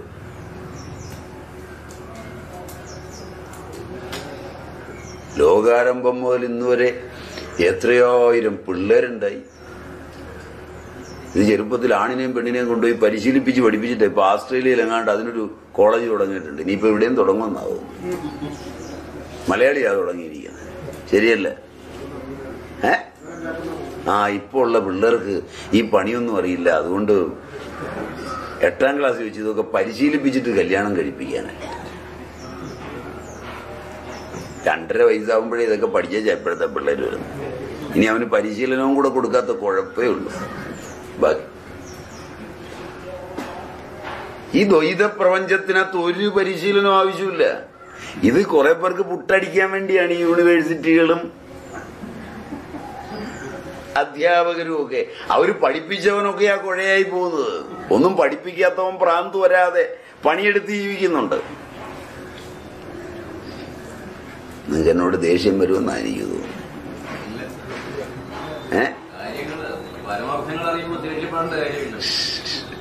ഇത് പരമാർത്ഥമാണോ? 13 വയസ്സായ ജയിലിൽ കിടക്കുക പീഡിപ്പിച്ചത്. അവിടെ പ്രത്യേകിച്ച് പഠിപ്പിക്കുന്നത്. ഇനി അവന് പീഡിപ്പിക്കാനൊരു ട്രെയിനിങ്ങും കൂടെ. അതുകൊണ്ട് പരിശീലനം വേണ്ട ഒന്നേ ഉള്ളൂ. ഈ പ്രപഞ്ചത്തിൽ നിന്നൊന്ന് രക്ഷപ്പെടാനാ പരിശീലിക്കേണ്ടത്. ഇതിനകത്ത് മുങ്ങാൻ പരിശീലനമൊന്നും ആവശ്യമില്ല. വാസന കിടക്കുന്നിടത്തോളം കാലം മുങ്ങിക്കോളും.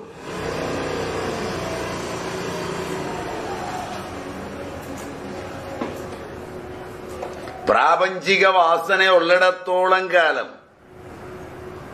ഈ പ്രപഞ്ചം ഓടിക്കൊണ്ടിരിക്കും. നിലച്ചു പോകുന്നില്ല. ഇപ്പൊ ബുദ്ധിജീവികളുടെ സങ്കല്പം ഈ പ്രപഞ്ചം അങ്ങ് നിലയ്ക്കുമെന്നാണ്. ലോകം അവസാനിക്കുമൊന്നുമില്ല. വാസന അവസാനിച്ചാലേ ലോകം അവസാനിക്കൂ. മുഴുവൻ പേരുടെയും കൂടെ വാസനയൊന്നും ഒന്നിച്ച് അവസാനിക്കുമൊന്നുമില്ല. അവസാനിക്കണമെങ്കിൽ ആ അവസാനം ബോധം ഇത് പിൻവലിക്കണം. അങ്ങനെ പിൻവലിച്ചാലോ നമ്മൾ കിടന്ന് പ്രയത്നിച്ചാലും ഈ പ്രപഞ്ചം നിലനിൽക്കാനും പോകുന്നില്ല.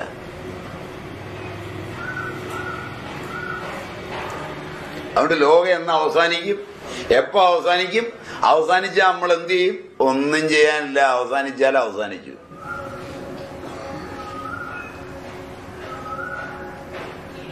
എന്റെ പ്രപഞ്ചമാണ് എന്റെ ദുഃഖം. ഇതൊന്ന് അവസാനിച്ച് കിട്ടിയാ മതി.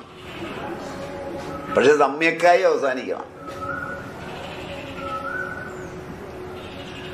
അതിന് അദ്വൈത വാസന ഉദ്ഭുല്ലമാവണം. അപ്പോൾ അതിൽ നിന്നുൽപ്പന്നമാകുന്ന അഖണ്ഡാകാര ബുദ്ധി ദ്വൈത പ്രപഞ്ചത്തെ മറയ്ക്കും. ഇത് ന്യായസിദ്ധ തഥ്യയാണ്. അത് വെച്ച് ഈ ശ്ലോകത്തെ വ്യാഖ്യാനിക്കാം.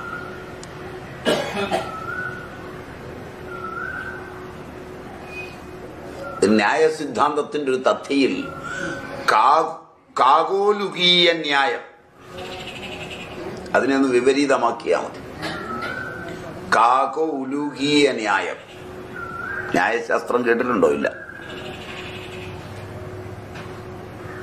ആ ന്യായത്തിന് പറയുന്ന പേര് കാകോലുകീയ ന്യായം എന്നാണ്. കാക്ക കാണുന്നില്ല. ഈ ദിവസത്തിൽ കാക്കയെ കാണുന്നില്ല. അതുപോലെ ഈ ദ്വൈത പ്രപഞ്ചം അജ്ഞാനാന്ധകാരത്തിൽ തന്നെയാണ് കാണപ്പെടുന്നത്. പ്രകാശം വന്നാൽ ഇത് മറയുന്നു. ഈ ഛിദ്രത്തിൽ അറിവുണ്ടാവുകയും സത്കാരോദ്ബോധനം കൊണ്ട് ബുദ്ധിയിൽ അറിയുകയും ചെയ്യുക. ഇതിന് ദൃഷ്ടാന്തമാണ് സ്വപ്ന മനോരഥവും യഥാ. സ്വപ്നത്തിൽ അറിഞ്ഞ അറിവ് പോലെ വാസന ഉത്ബോധവുമുണ്ട്. അതുകൊണ്ട് ഇതംകാരാസ്പദമായ സ്വപ്നപ്രപഞ്ചം ഉത്ഭൂതമാകുന്നു. ഇതം എന്ന സ്വപ്നപ്രപഞ്ചം, ഇതെന്ത്? സ്വപ്നത്തിൽ ജാഗ്രത്തിൽ എന്ന പോലെ ആകാശം, സരിത്ത്, സാഗരം, വനം, പർവ്വതം എല്ലാം കാണുന്നു. ഈ സമസ്ത വസ്തുക്കളിലും നമ്മുടെ സത്തയാണോ അല്ലയോ? സ്വപ്നത്തിൽ ജാഗ്രതയിലെ പോലെ തന്നെയാണ് അനുഭവം. വിറയ്ക്കും, വേർക്കും, വീഴും, എല്ലാം ചെയ്യും. സ്വപ്നം കഴിയുമ്പോൾ ചില രോഗവും ഉണ്ടാവും. സ്വപ്നം കൊണ്ടുണ്ടാകുന്ന ഒട്ടേറെ രോഗങ്ങളുണ്ട്. കുഷ്ഠരോഗം വന്ന് മരിക്കുന്നതിനും മറ്റും ചില സ്വപ്നങ്ങൾ വാഗ്ഭടനും മറ്റും പറഞ്ഞിട്ടുണ്ട്. കേട്ടാ ഞെട്ടിപ്പോവും. നഗ്നനായിരുന്ന് യാഗം ചെയ്യുന്നവന്റെ ഹൃദയത്തിൽ നിന്ന് താമര മുളച്ചു വരുന്നതായി സ്വപ്നത്തിൽ കണ്ടാൽ കുഷ്ഠരോഗം വരുമെന്നായിരുന്നിരിക്കും. അപ്പൊ കുഷ്ഠരോഗം വന്ന ആളുകളോട് പോയി ചോദിച്ചു നോക്കുമ്പോൾ ചിലരങ്ങനെ കണ്ടിട്ടുണ്ടെന്ന് പറയും.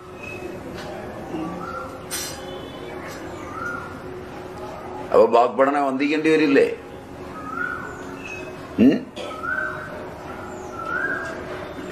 ആധുനികൻ സ്വപ്നത്തിന് പ്രാധാന്യം കൊടുത്തിട്ടില്ല രോഗം വരുന്നതിൽ.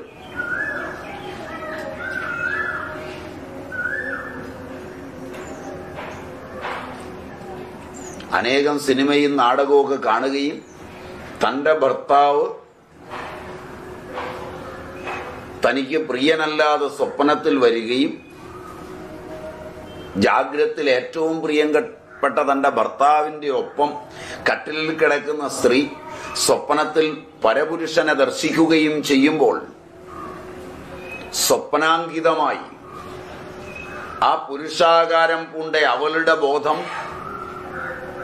രൂപാന്തരപ്പെടുമ്പോൾ ആ ചേർച്ചയിൽ വെച്ച് അവളിലെ പുരുഷബീജം ശ്രവിക്കുകയും സ്ത്രീയിൽ പുരുഷബീജവും അണ്ഡവുമുണ്ട്.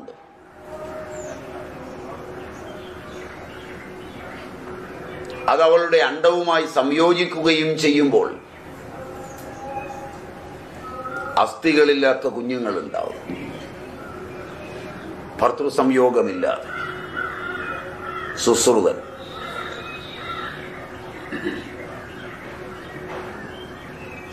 മാംസപിണ്ഡങ്ങൾ ഉണ്ടാകുന്നു, മാംസാങ്കുരങ്ങൾ ഉണ്ടാകുന്നു, സിസ്റ്റ് ഒക്കെ.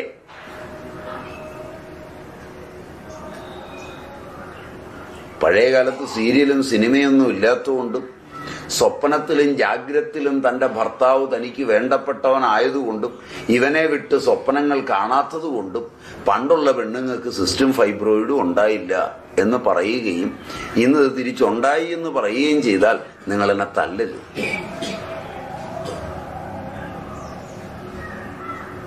ഏത് പുരോഗതി ഏത് അധോഗതി എന്നൊക്കെ നിങ്ങൾ ആലോചിച്ചാൽ മതി. അതിനെക്കുറിച്ച് എനിക്ക് അഭിപ്രായ വ്യത്യാസമൊന്നുമില്ല.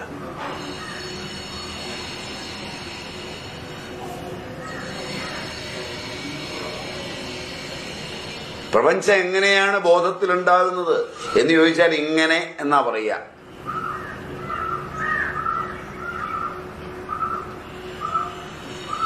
എന്തോ ഒരു വല്ലാത്ത നിശബ്ദത. ഞാൻ അധിക പ്രസംഗം പറഞ്ഞോ? അതോ അശ്ലീലം പറഞ്ഞോ? എന്തോ പറ്റി നിങ്ങളുടെ ഒരു കനത്ത നിശബ്ദത? നിങ്ങൾ നിശബ്ദമാകുമ്പോൾ എനിക്ക് പേടി തുടങ്ങും. ലോകത്തെ ഏറ്റവും കൂടുതൽ അപകടങ്ങൾ ഉണ്ടായിട്ടുള്ളതൊക്കെ നിശബ്ദതയിൽ നിന്നാണ്. സംശയം വരുമ്പോ അത് അന്നേരമാണ് ചിലപ്പോ ആക്രമണം വരുന്നത്. അതുകൊണ്ടാണ് ചോദിച്ചത്. Silence is violence. മൗനം സൈലൻസും വ്യത്യാസം. അയ്യോ, മറ്റത് മുനിയുടേതാണ്. അതാണ് നിങ്ങൾക്ക് വന്നതെങ്കിൽ നിങ്ങൾ പിന്നെ ഇവിടെ ഇരിക്കില്ലല്ലോ. നിങ്ങളുടെ ലോകം ഒരു നിമിഷം അറ്റുപോവുകയും മറ്റൊരു ലോകം ഉണരുമോ എന്ന് സംശയിക്കുകയും ചെയ്യുന്ന ഒരു മൗനം വരുമ്പോ ഒരല്പം പേടി എനിക്കുണ്ടാവും. കുറച്ചുകൂടെ പണി തീർക്കാനുള്ളതുകൊണ്ടായി പേടി.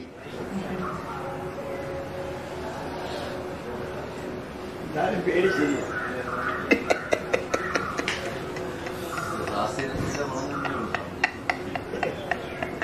എനിക്കതിഷ്ടായി. സ്വാമി പറയുമ്പോ അതിഷ്ടം, അതിനെതിർപ്പില്ല.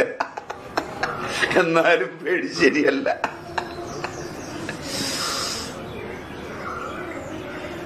അപ്പൊ സ്വപ്നത്തിൽ ജാഗ്രത്തിൽ എന്ന പോലെ ഇതെല്ലാം ഉണ്ടാവും. അവശ്യം ഇവയെല്ലാം നമ്മുടെ സത്തയാണോ അതല്ല വസ്തുവാണോ? വസ്തു ഇല്ല, കാരണം മുടിക്കാത്തത് നമ്മളേ ഉള്ളൂ. കാണുന്നത് നമ്മുടെ ഉള്ളിലാണ്. ഉള്ളിൽ ഈ സാധനം ഒന്നും കയറിയിട്ടില്ല. അപ്പൊ നമ്മുടെ സത്തയാണ്. നമ്മിൽ തന്നെയാണ് സ്വപ്നപ്രപഞ്ചം മുഴുവനും. അകത്ത് തന്നെയാണ് സ്വപ്നപ്രപഞ്ചം. സ്വപ്നപ്രപഞ്ചത്തിൽ നമ്മുടെ സത്ത വ്യാപ്തമാണ്. അതിന്റെ മൂലം സുഷുപ്തിസ്ഥമായ അജ്ഞാനമാണ്.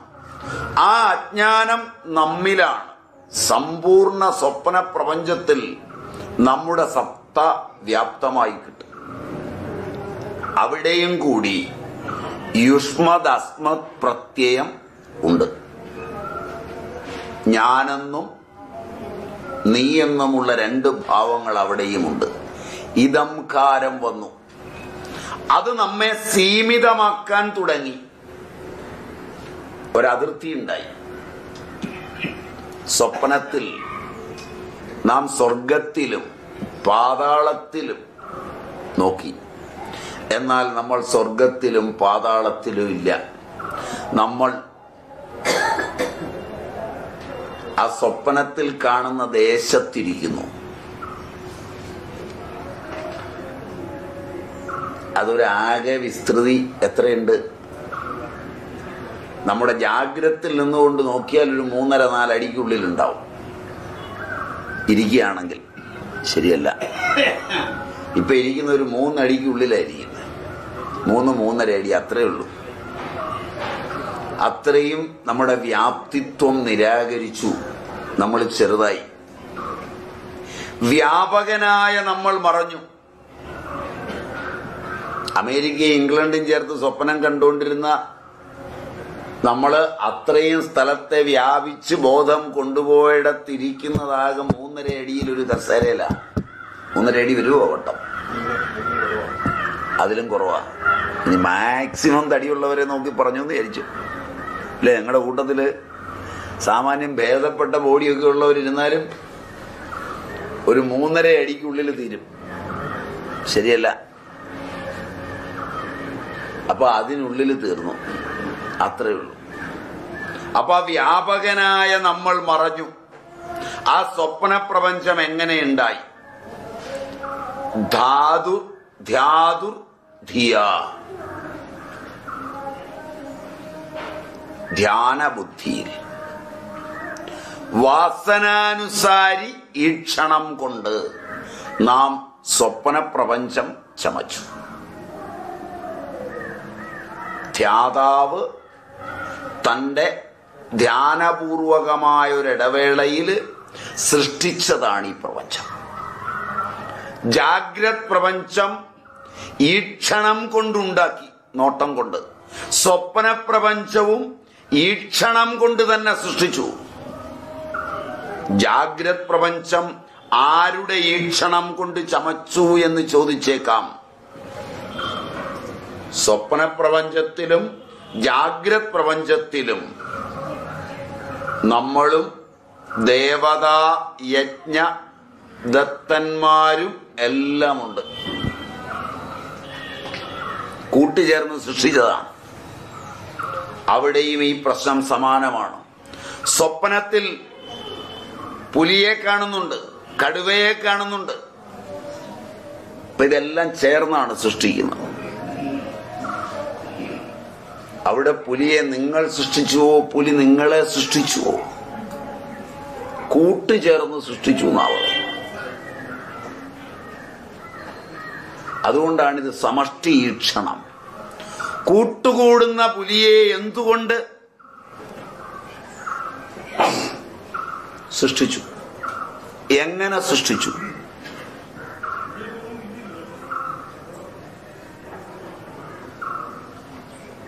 ഇങ്ങനൊരു അന്വേഷണം ആ പ്രാചീനർ അന്വേഷിച്ച്, അതിൽ നിന്നാണ് അവർ പറഞ്ഞത് പുലി അതിന് തിന്നാൻ യോഗ്യമായതിനെ മുഴുവൻ ഈക്ഷിച്ചു.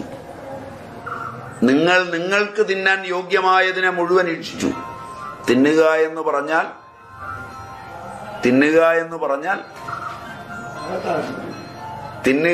പറഞ്ഞാൽ കാണുക, കേൾക്കുക, തൊടുക, രസിക്കുക, എല്ലാം തീറ്റയാണ്. ആഹ്രിയന്ത ഇത്യാഹാര. ലോകം തന്നെ ഒരു ആഹാരമാണ്. നേരത്തെ പറഞ്ഞാണ്.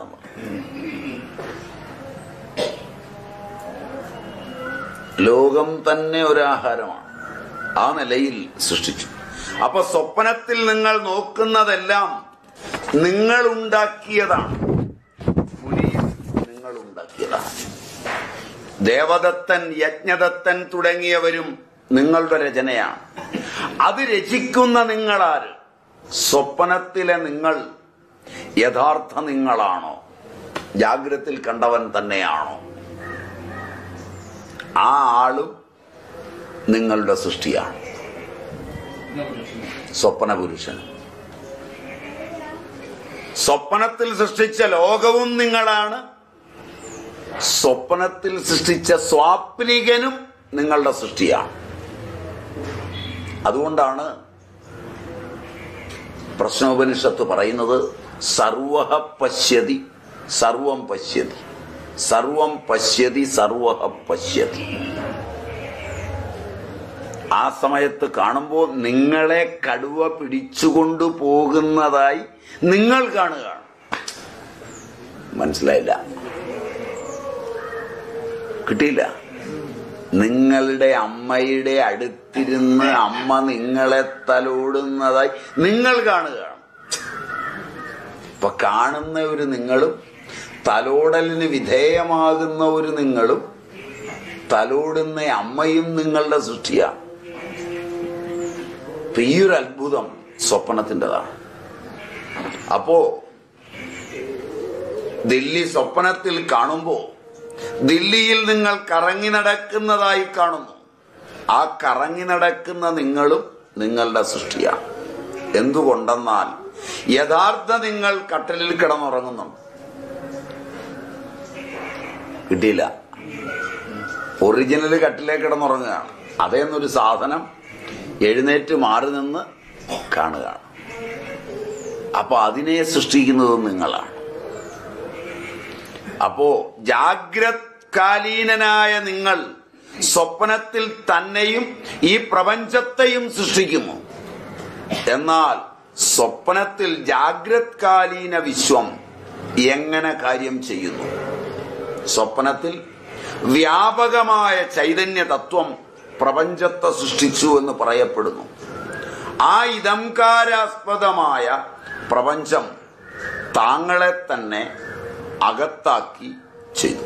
അതുപോലെ ജാഗ്രത് പ്രപഞ്ചത്തിൽ വ്യാപകമായ ബ്രഹ്മാത്മക ചൈതന്യം, അതായത് സ്വപ്നം കാണുന്നവൻ ജാഗ്രത് പ്രപഞ്ചത്തെ ഉണ്ടാക്കിയിട്ട് ഇദംകാരാസ്പദമായ ജാഗ്രത് പ്രപഞ്ചം അവനെ അതിനടുത്തരുത്തി.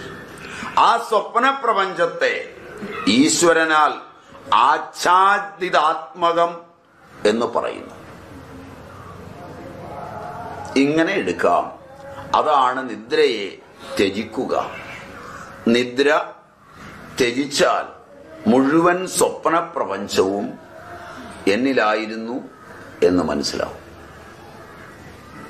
അവിടെ അഹമെന്നും ഇതമെന്നും രണ്ടും കൽപ്പിതമാണ്. രണ്ടും വെറും കൽപ്പന മാത്രമാണ്, ഈക്ഷണജന്യമാണ്. ഇതാണ് ജാഗ്രത് പ്രപഞ്ചത്തിന്റെയും സ്ഥിതി. ഈ മോഹനിദ്രയെ ത്യജിക്കണം. ഇതറിയണമെങ്കിൽ സംസാര സ്വപ്നം ത്യജ മോഹനിദ്രാം. എന്നിട്ട് ബോധത്ത് നോക്കിയാൽ ത്യജിക്കുന്ന കൂടെ സകല കുഴപ്പവും പോകും.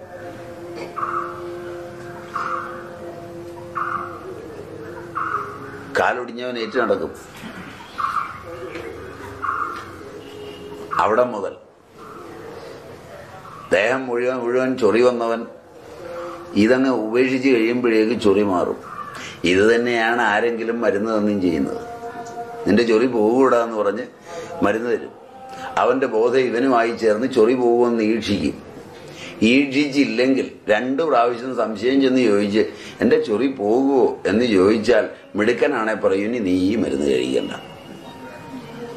മനസ്സിലായില്ല? കാരണം ഇവന്റെ ഉള്ളിൽ ഇതുകൊണ്ടൊന്നും പോവുകയില്ലെന്ന് തോന്നലുണ്ട്. അവൻ ഈക്ഷിച്ചു ഇത് പോവുകയില്ല. കാരണം അവനിത് പോയാൽ പറ്റൂല, ചൊറിയണം. പിടികിട്ടിയില്ല? ഇതാ ഇതിന്റെ കളി. ഇതില് മിടുക്കന്മാർ ഒരുപാട് കളി.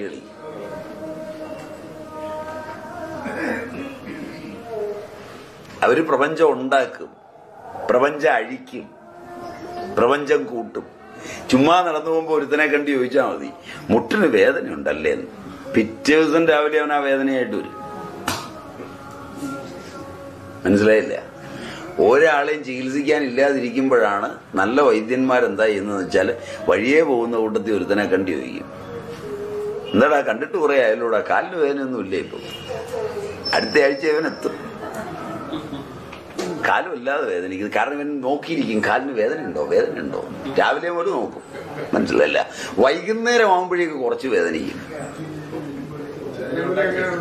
പിന്നെ ഇത് വളരെ എളുപ്പമാണ്. ഇതല്ലേ ഞങ്ങൾ ചെയ്യുന്ന പണി. എല്ലാ രോഗവും ഇത് ഞങ്ങൾ ആദ്യം ഉണ്ടാക്കും. ഇത് 8 പരുവത്തിലാണ്. ഇത് ഞങ്ങൾ ഉണ്ടാക്കുക, ഞങ്ങൾ അഴിക്കുക. ചിലത് ഉണ്ടാക്കിക്കഴിഞ്ഞ് ബാക്കിയുള്ളവർ പങ്കു ചേർന്നാൽ പിന്നെ അഴിക്കാൻ പറ്റാതാവും. അതിനാണ് കടുങ്കെട്ടെന്ന് പറയുന്നത്. കെട്ടുമ്പോ ഇത് അഴിക്കാമെന്ന് ബോധ്യമുണ്ട്. പക്ഷേ കെട്ടിക്കൊണ്ടിരിക്കുമ്പോൾ വേറൊരുത്തം വന്ന് നോക്കട്ടെന്ന് പറഞ്ഞാൽ അവൻ 2 കെട്ട് ഇതിന്റെ കൂടെ കെട്ടും. മനസ്സിലായില്ല? അവനെയാണ് ഈ ബന്ധു എന്ന് പറയുന്നത്.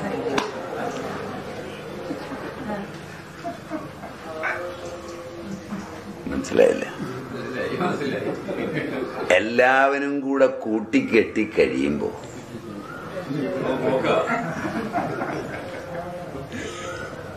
പിന്നെ എളുപ്പത്തിൽ ഒരു അടിയന്തരം ഉണ്ടാവും. ഇല്ലെങ്കിൽ എങ്ങനെ ഇത്രയേറെ അടിയന്തരം ഉണ്ടാവും?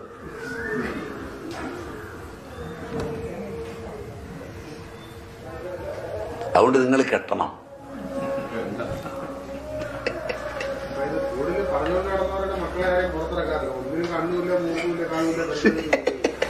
കാരണം ഇവര് കെട്ടി ഭാര്യയുടെ കൂടെ കിടക്കുമ്പോഴും കെട്ടിയതാ ഉണ്ടാകുന്നത്. മനസ്സിലായില്ല? ഡെയിലി രാവിലെ വീട്ടുമുറ്റത്ത് വെച്ചിരിക്കുന്ന ബോൺസായിക്ക് വെള്ളം ഒഴിക്കും. എന്നും അത് കാണും. അവസാനം ഈ ലോകത്തിലുള്ളതൊക്കെ ഇതാണ് കല എന്ന് തീരുമാനിക്കും. ഈ കലയെ ധ്യാനിച്ചുകൊണ്ട് പോയി അണചേരും. അപ്പൊ ഉണ്ടാകുന്ന കൊച്ചു ഈ ബോൺസായി പോലെ ഇരിക്കും. മനസ്സിലായില്ല? എന്ന് പറഞ്ഞ പോലെ എന്നും ഇതിനെ കണ്ട് ഇങ്ങനെ സങ്കല്പിച്ച് കാലില്ലാത്തത് കൈയില്ലാത്തതൊക്കെ സങ്കല്പിച്ച് ഇതിനെ ചികിത്സിച്ച് അവസാനം ഇവന്റെ തലച്ചോറിനകത്ത് മുഴുവൻ ഇതേ ഉണ്ടാവുകയുള്ളൂ. അപ്പൊ അതിൽ നിന്ന് ഉണ്ടാകുന്നതും സമ്പൂർണമായി ഉണ്ടാവില്ല. കാണണമെന്നുണ്ടെങ്കിൽ ഇവിടുത്തെ സമ്പന്നന്റെ വീട്ടിനകത്ത് ചെന്നാ മതി. ചെന്നാ മതി. കേട്ടോ? പെരക്കകത്ത് ആരും കാണാൻ അടച്ചിട്ടുണ്ടാവും.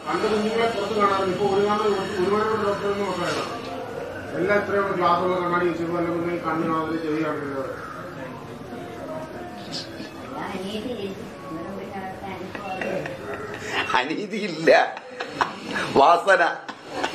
അനീതി എന്നൊരു പദമില്ല. ഇത് ഈക്ഷിച്ചുണ്ടാകുന്നതാണ്. അതുകൊണ്ട് അങ്ങനെ പഠിക്കണം. അനീതി എന്ന് പഠിച്ചാൽ നിങ്ങൾ പഠിക്കൂല. അനീതിയും നീതിയൊന്നുമില്ല. ഈക്ഷണം, നോട്ടം, ഇതാണ് ഈ പ്രപഞ്ചം. ഈശാവാസ്യം ശരിയായ അർത്ഥത്തിൽ നിങ്ങളങ്ങ് പഠിച്ചാൽ ഈ മോഹനിദ്ര അങ്ങ് പോവും. ഇതം വൃത്തി വിശിഷ്ടമായി ജഗത്. മോഹനിദ്ര വിട്ടാൽ യുഷ്മത് പ്രത്യയവും അസ്മത് പ്രത്യയവും രണ്ടിലും വ്യാപകത്തിൽ സ്ഥിതി ചെയ്യുന്ന ചൈതന്യം ഭാസിക്കും. പ്രത്യയം മാറും.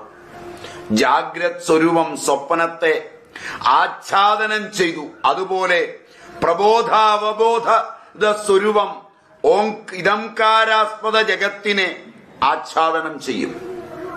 പ്രപഞ്ച തലത്തെ മനസ്സിലാക്കി പഞ്ചപാതികയിൽ അഹങ്കാരത്തിലും രണ്ടംശം മാനിക്കുന്നുണ്ട്.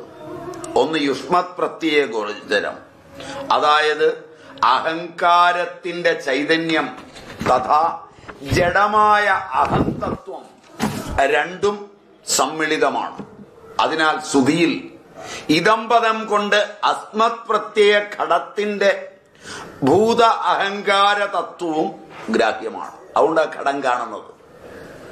ഈശപദം കൊണ്ട് എപ്പോൾ വ്യാപക ചൈതന്യത്തിന്റെ ഗ്രഹണം ഉണ്ടാവുന്നു, അപ്പോൾ പരിച്ഛിന്ന അഹം ഏവം പ്രപഞ്ചം രണ്ടും ഇതം കോടിയിൽ വരുന്നു. ഈ മോഹനിദ്രയെ വെടിയുന്നതിനുള്ള പദ്ധതിയും ഭാഗവത ശ്ലോകത്തിൽ പറഞ്ഞിട്ടുണ്ട്. അത് നമുക്ക് അടുത്ത ക്ലാസ്സിൽ കാണാം.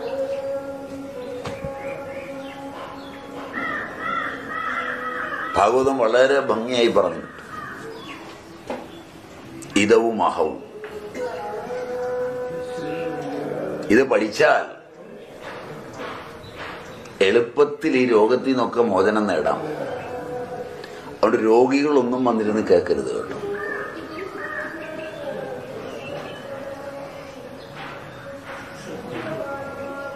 കാശുള്ളവരും ഇരുന്ന് കേൾക്കരുത്.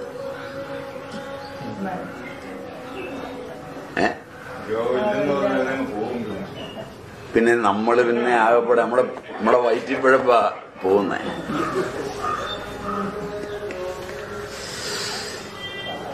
കയ്യിലൊന്നും ഇല്ലാത്തവർ കേൾക്കുക. കാരണം അവരുടെ കയ്യിൽ നിന്നൊന്നും മേടിക്കാനില്ല.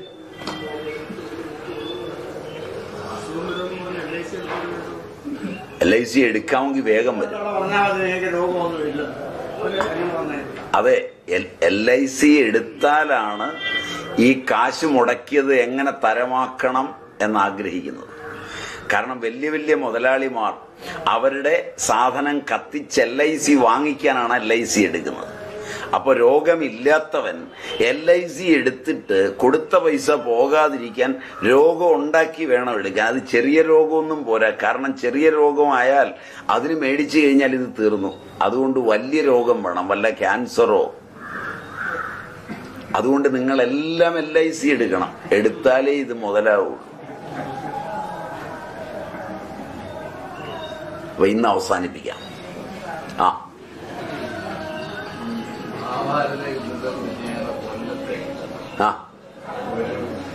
ഏറ്റുന്നു അഭിപ്രായമാണ് യഥാർത്ഥത്തിൽ നടന്നിട്ടുള്ളതല്ല.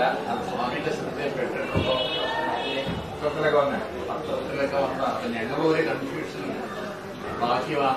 എനിക്ക് തോന്നുന്നത് കൺഫ്യൂഷന്റെ ആവശ്യമില്ല.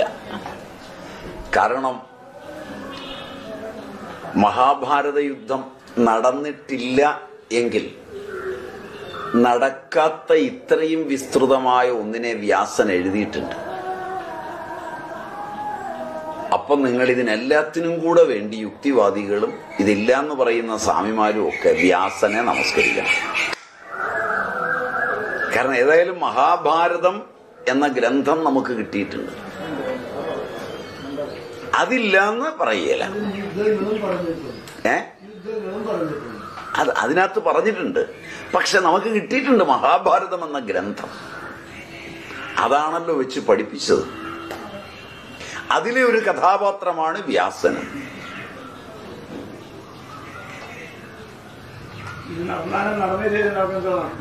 അതെ, നടന്നാൽ എന്താ കുഴപ്പം, നടന്നില്ലെങ്കിൽ എന്താ കുഴപ്പം?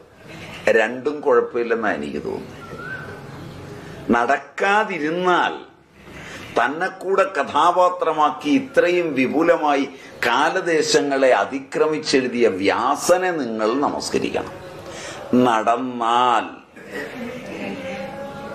വ്യാസനെ വീണ്ടും നിങ്ങൾ നമസ്കരിക്കണം. പിന്നെ ഇത്രയും വിപുലമായി എഴുതിയ ഋഷി കള്ളം പറഞ്ഞുവെന്ന് ഈ കാലഘട്ടത്തിലെ വേറൊരു ഋഷിക്ക് കണ്ടെത്താൻ കഴിഞ്ഞാൽ തീർച്ചയായും നിങ്ങൾ പോയി അവരെ നമസ്കരിക്കണം.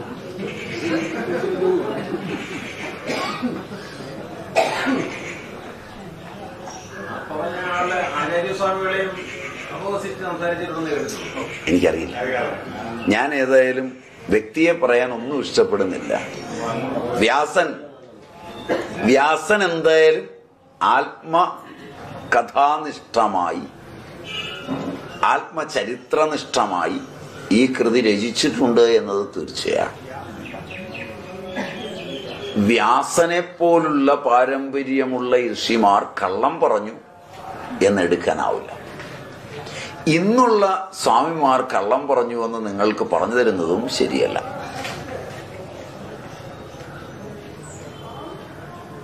അപ്പൊ എനിക്ക് തോന്നുന്നത് വേദാന്ത സന്ദേശത്തിന്റെ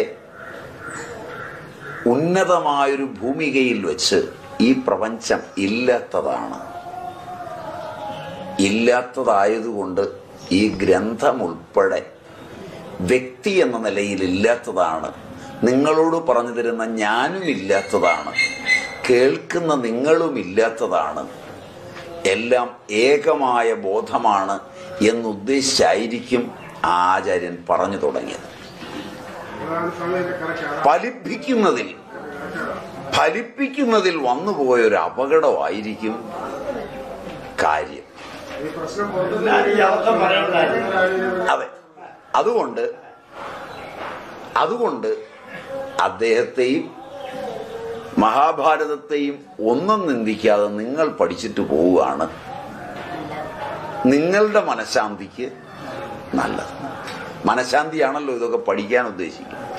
ഇപ്പൊ ഏതായാലും അദ്ദേഹം നമ്മുടെ ഇടയിലില്ല. ഇപ്പൊ നമ്മുടെ ബോധം അദ്ദേഹമായി ആകാരം പൂണ്ട് നിൽക്കുകയാണ്. അദ്ദേഹത്തിന്റെ മൂക്ക് ചിലപ്പോൾ നമുക്ക് ഇഷ്ടപ്പെട്ടില്ല എന്ന് വരാം, അദ്ദേഹത്തിന്റെ കാല് നമുക്ക് പ്രിയമല്ലാതെ വരാം, അദ്ദേഹം ഉടുത്തിരിക്കുന്ന വസ്ത്രം ഇഷ്ടമല്ല എന്ന് വരാം, അദ്ദേഹം സ്റ്റേജിലിരുന്ന് കാണിക്കുന്ന ചില ആക്ഷനൊക്കെ നമുക്ക് പിടിക്കാതെ വരാം, അദ്ദേഹത്തിന്റെ പ്രശസ്തി നമുക്ക് അസൂയുണ്ടാക്കുകയും പിടിക്കാതെ വരികയും ചെയ്യാം. ഇതൊന്നും നമ്മളുടെ ഈ തീരുമാനത്തെ ബാധിക്കാതിരിക്കുന്നു എങ്കിൽ നമുക്ക് തീരുമാനിക്കാവുന്ന ഒന്നേ ഉള്ളൂ, പഠനത്തിന്റെ ഏറ്റവും അത്യുന്നതമായ രംഗത്തിൽ വെച്ച് ഈ പ്രപഞ്ചമേ ഇല്ലാത്തതാണ് എന്ന് സ്ഥാപിക്കുവാൻ ശ്രമിച്ച അദ്ദേഹത്തിന്റെ ബോധം എവിടെയോ വാക്കുകളിൽ കാലിടറിപ്പോയി.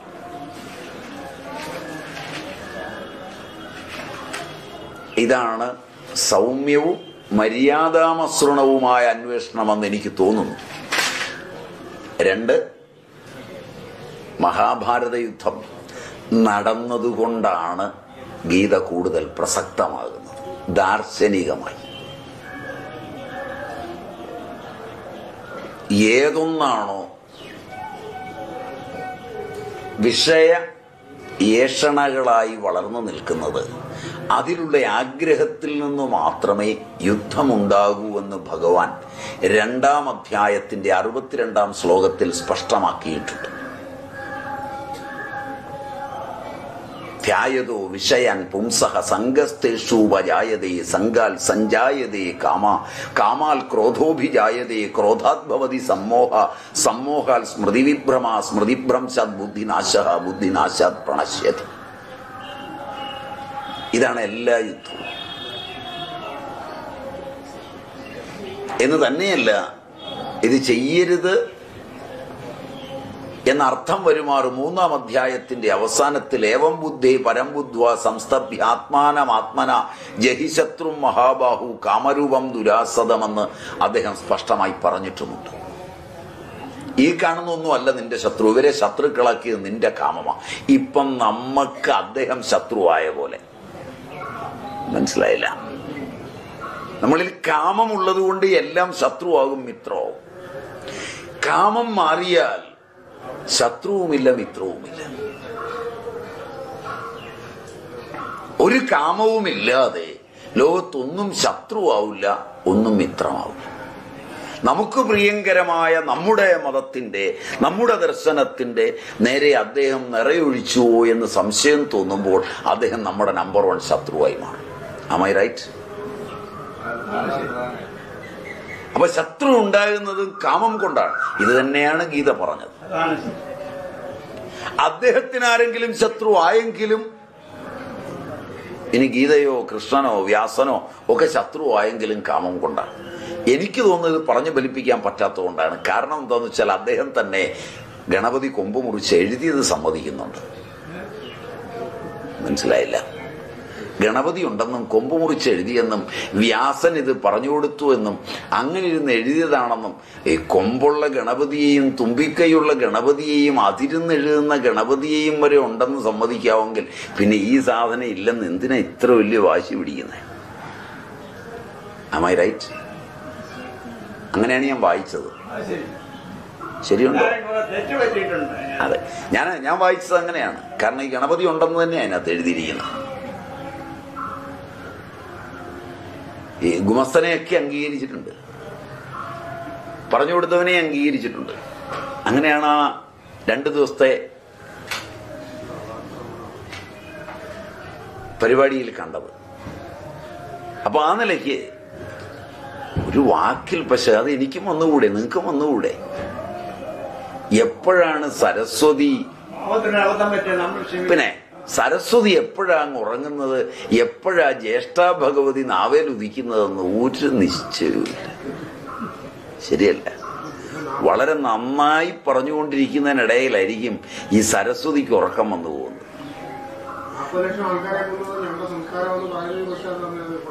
അതെ, അദ്ദേഹം ഏതായാലും നല്ല ഉദ്ദേശത്തിൽ പറഞ്ഞതാണ്. അത് നല്ല ഉദ്ദേശത്തിൽ തന്നെ അങ്ങ് എടുക്കുക.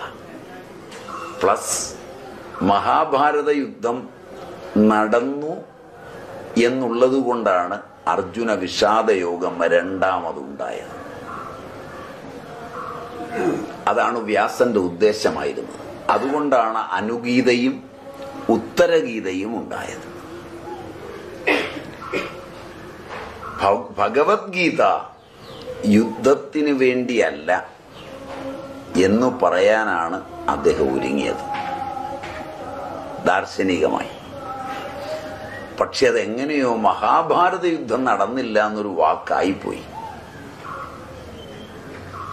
അതിക്കവിഞ്ഞ് കാര്യമൊന്നുമില്ല. പിന്നെ വാക്ക് പറഞ്ഞു കഴിഞ്ഞാൽ സാധാരണ സ്വാമിമാരും മറ്റുള്ളവരും ഒക്കെ ആയതുകൊണ്ട് പെട്ടെന്ന് അങ്ങ് പിൻവലിക്കാൻ പറ്റും.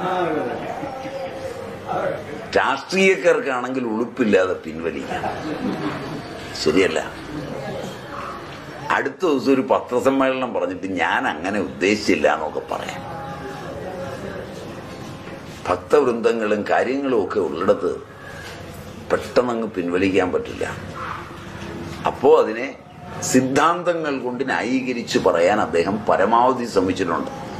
അതിലൊക്കെ കുറെ വിജയിച്ചിട്ടുണ്ട്, ചിലയിടത്ത് അല്പം കാലിടറിയിട്ടുണ്ട്.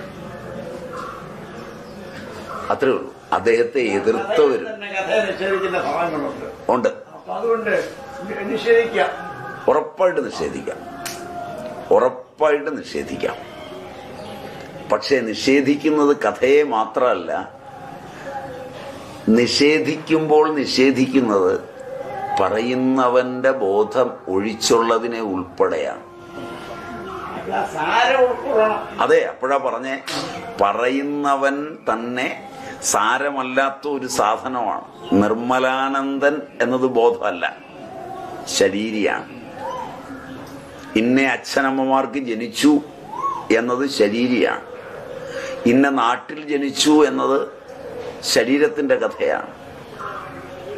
പരിച്ഛിന്നമായ ജഗത്തിൽ പരിച്ഛിന്നനായി ജനിച്ച ബോധം പരിച്ഛിന്നത വിട്ടു പറയുമ്പോൾ താനുണ്ട് എന്നതിനോട് ഉപമിച്ച് അതില്ല എന്ന് പറയരുത്.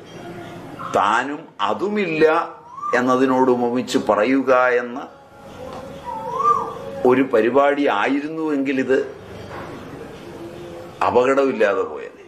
ഞാനുണ്ട് നിങ്ങളുണ്ട് എന്ന് അംഗീകരിക്കുമ്പോൾ പൂർവകാലത്തിലൊന്നുണ്ട് എന്ന് വിചാരിച്ചാലെന്ത്, വിചാരിച്ചില്ലെങ്കിലെന്ത്? ആ സമീപനമാണ് നിങ്ങൾ സ്വീകരിക്കേണ്ടതെന്ന് തോന്നുന്നു. ക്ലിയർ? അതുകൊണ്ട് പ്രശ്നം തീരുമെന്നാണ് എനിക്ക് തോന്നുന്നത്. അതുകൊണ്ട് ആരെങ്കിലും പറഞ്ഞു കേട്ടാലും സത്തയെ നിഷേധിക്കാൻ ആർക്കും ആവില്ല. ഇല്ലാത്ത ഒന്നിനെ ഉണ്ടാക്കിക്കൊണ്ടുവരാനും പറ്റില്ല. ഇത് ഭഗവത്ഗീത 2-ാം അധ്യായം 16-ാം ശ്ലോകത്തില് ഉറപ്പിച്ചു പറഞ്ഞിട്ടുണ്ട്. നാസതോ വിദ്യതേ ഭാവോ നാഭാവോ വിദ്യതേ സദാ ഉഭയോരപി ദൃഷ്ടോന്ത സ്തനയോ തത്വദർശിഭി. ഇത് മതിയതിന് പ്രമാണത്തിൽ. മല്ലദേവൻ, വിനീതദേവൻ മല്ലവാദിയിൽ ഇത് വളരെ ഭംഗിയായി പറഞ്ഞിട്ടുണ്ട്. ഭാവം, അഭാവം, ഭാവാഭാവ പ്രത്യയങ്ങൾ. അതുകൊണ്ട് ഇല്ലാത്തതൊരിക്കലും ഉണ്ടാവില്ല, ഉള്ളതൊരിക്കലും ഇല്ലാതാവില്ല. ഉള്ളതൊന്നേയുള്ളൂ, അത് ബ്രഹ്മമാണ്. അതുണ്ടായിരിക്കും, അത് ഒരിക്കലും ഇല്ലാതാവില്ല. നൈനം ചിന്തന്തി ശസ്ത്രാണി നൈനം ദഹതി പവക നൈനം ക്ലേദയന്ത്യാവോ ന ശോഷയതി മാരുത അച്ഛോദ്യോയം അദാഹ്യോയം അക്ലേദ്യോ അശോഷ്യ ഏവച നിത്യ സർവഗതസ്ഥാണുരജലോയം സനാതന. അതിന് പോക്കില്ല. അതൊഴിച്ചുള്ളതൊന്നും ഉള്ളതല്ല. ഇപ്പൊ നമ്മളിവിടെ ഇരിക്കുന്നു എന്നുള്ളതും ഉള്ളതല്ല, ഈ ഇതൊക്കെ ഉണ്ട് എന്നുള്ളതും ഉള്ളതല്ല, അമ്പലവും ഉള്ളതല്ല, വിഗ്രഹവും ഉള്ളതല്ല, ആ പന്മന ആശ്രമവും ഉള്ളതല്ല. അതുകൊണ്ട് മഹാഭാരത യുദ്ധവും ഉള്ളതല്ല. ഇതൊക്കെ ഉണ്ടെങ്കിൽ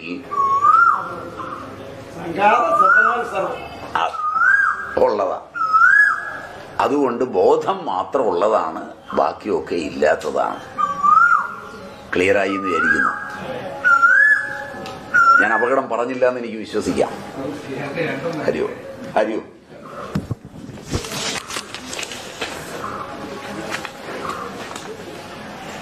ഓം പൂർണ്ണമദ പൂർണ്ണമിദം പൂർണ്ണാത് പൂർണ്ണമുദച്യതേ പൂർണ്ണസ്യ പൂർണ്ണമാദായ പൂർണ്ണമേവാവശിഷ്യതേ. ഓം ശാന്തി ശാന്തി ശാന്തി.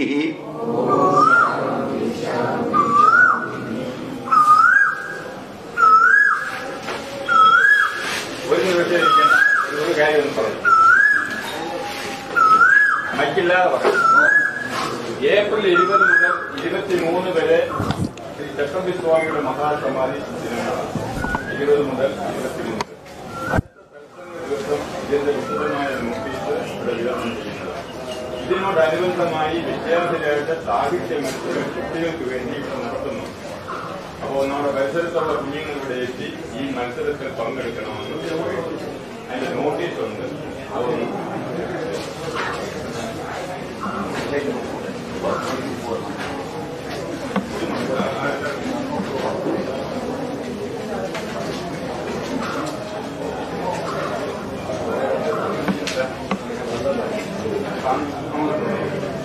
സ്വാമിയുടെ ക്ലാസ് തുറന്ന് നടക്കുകയാണ്.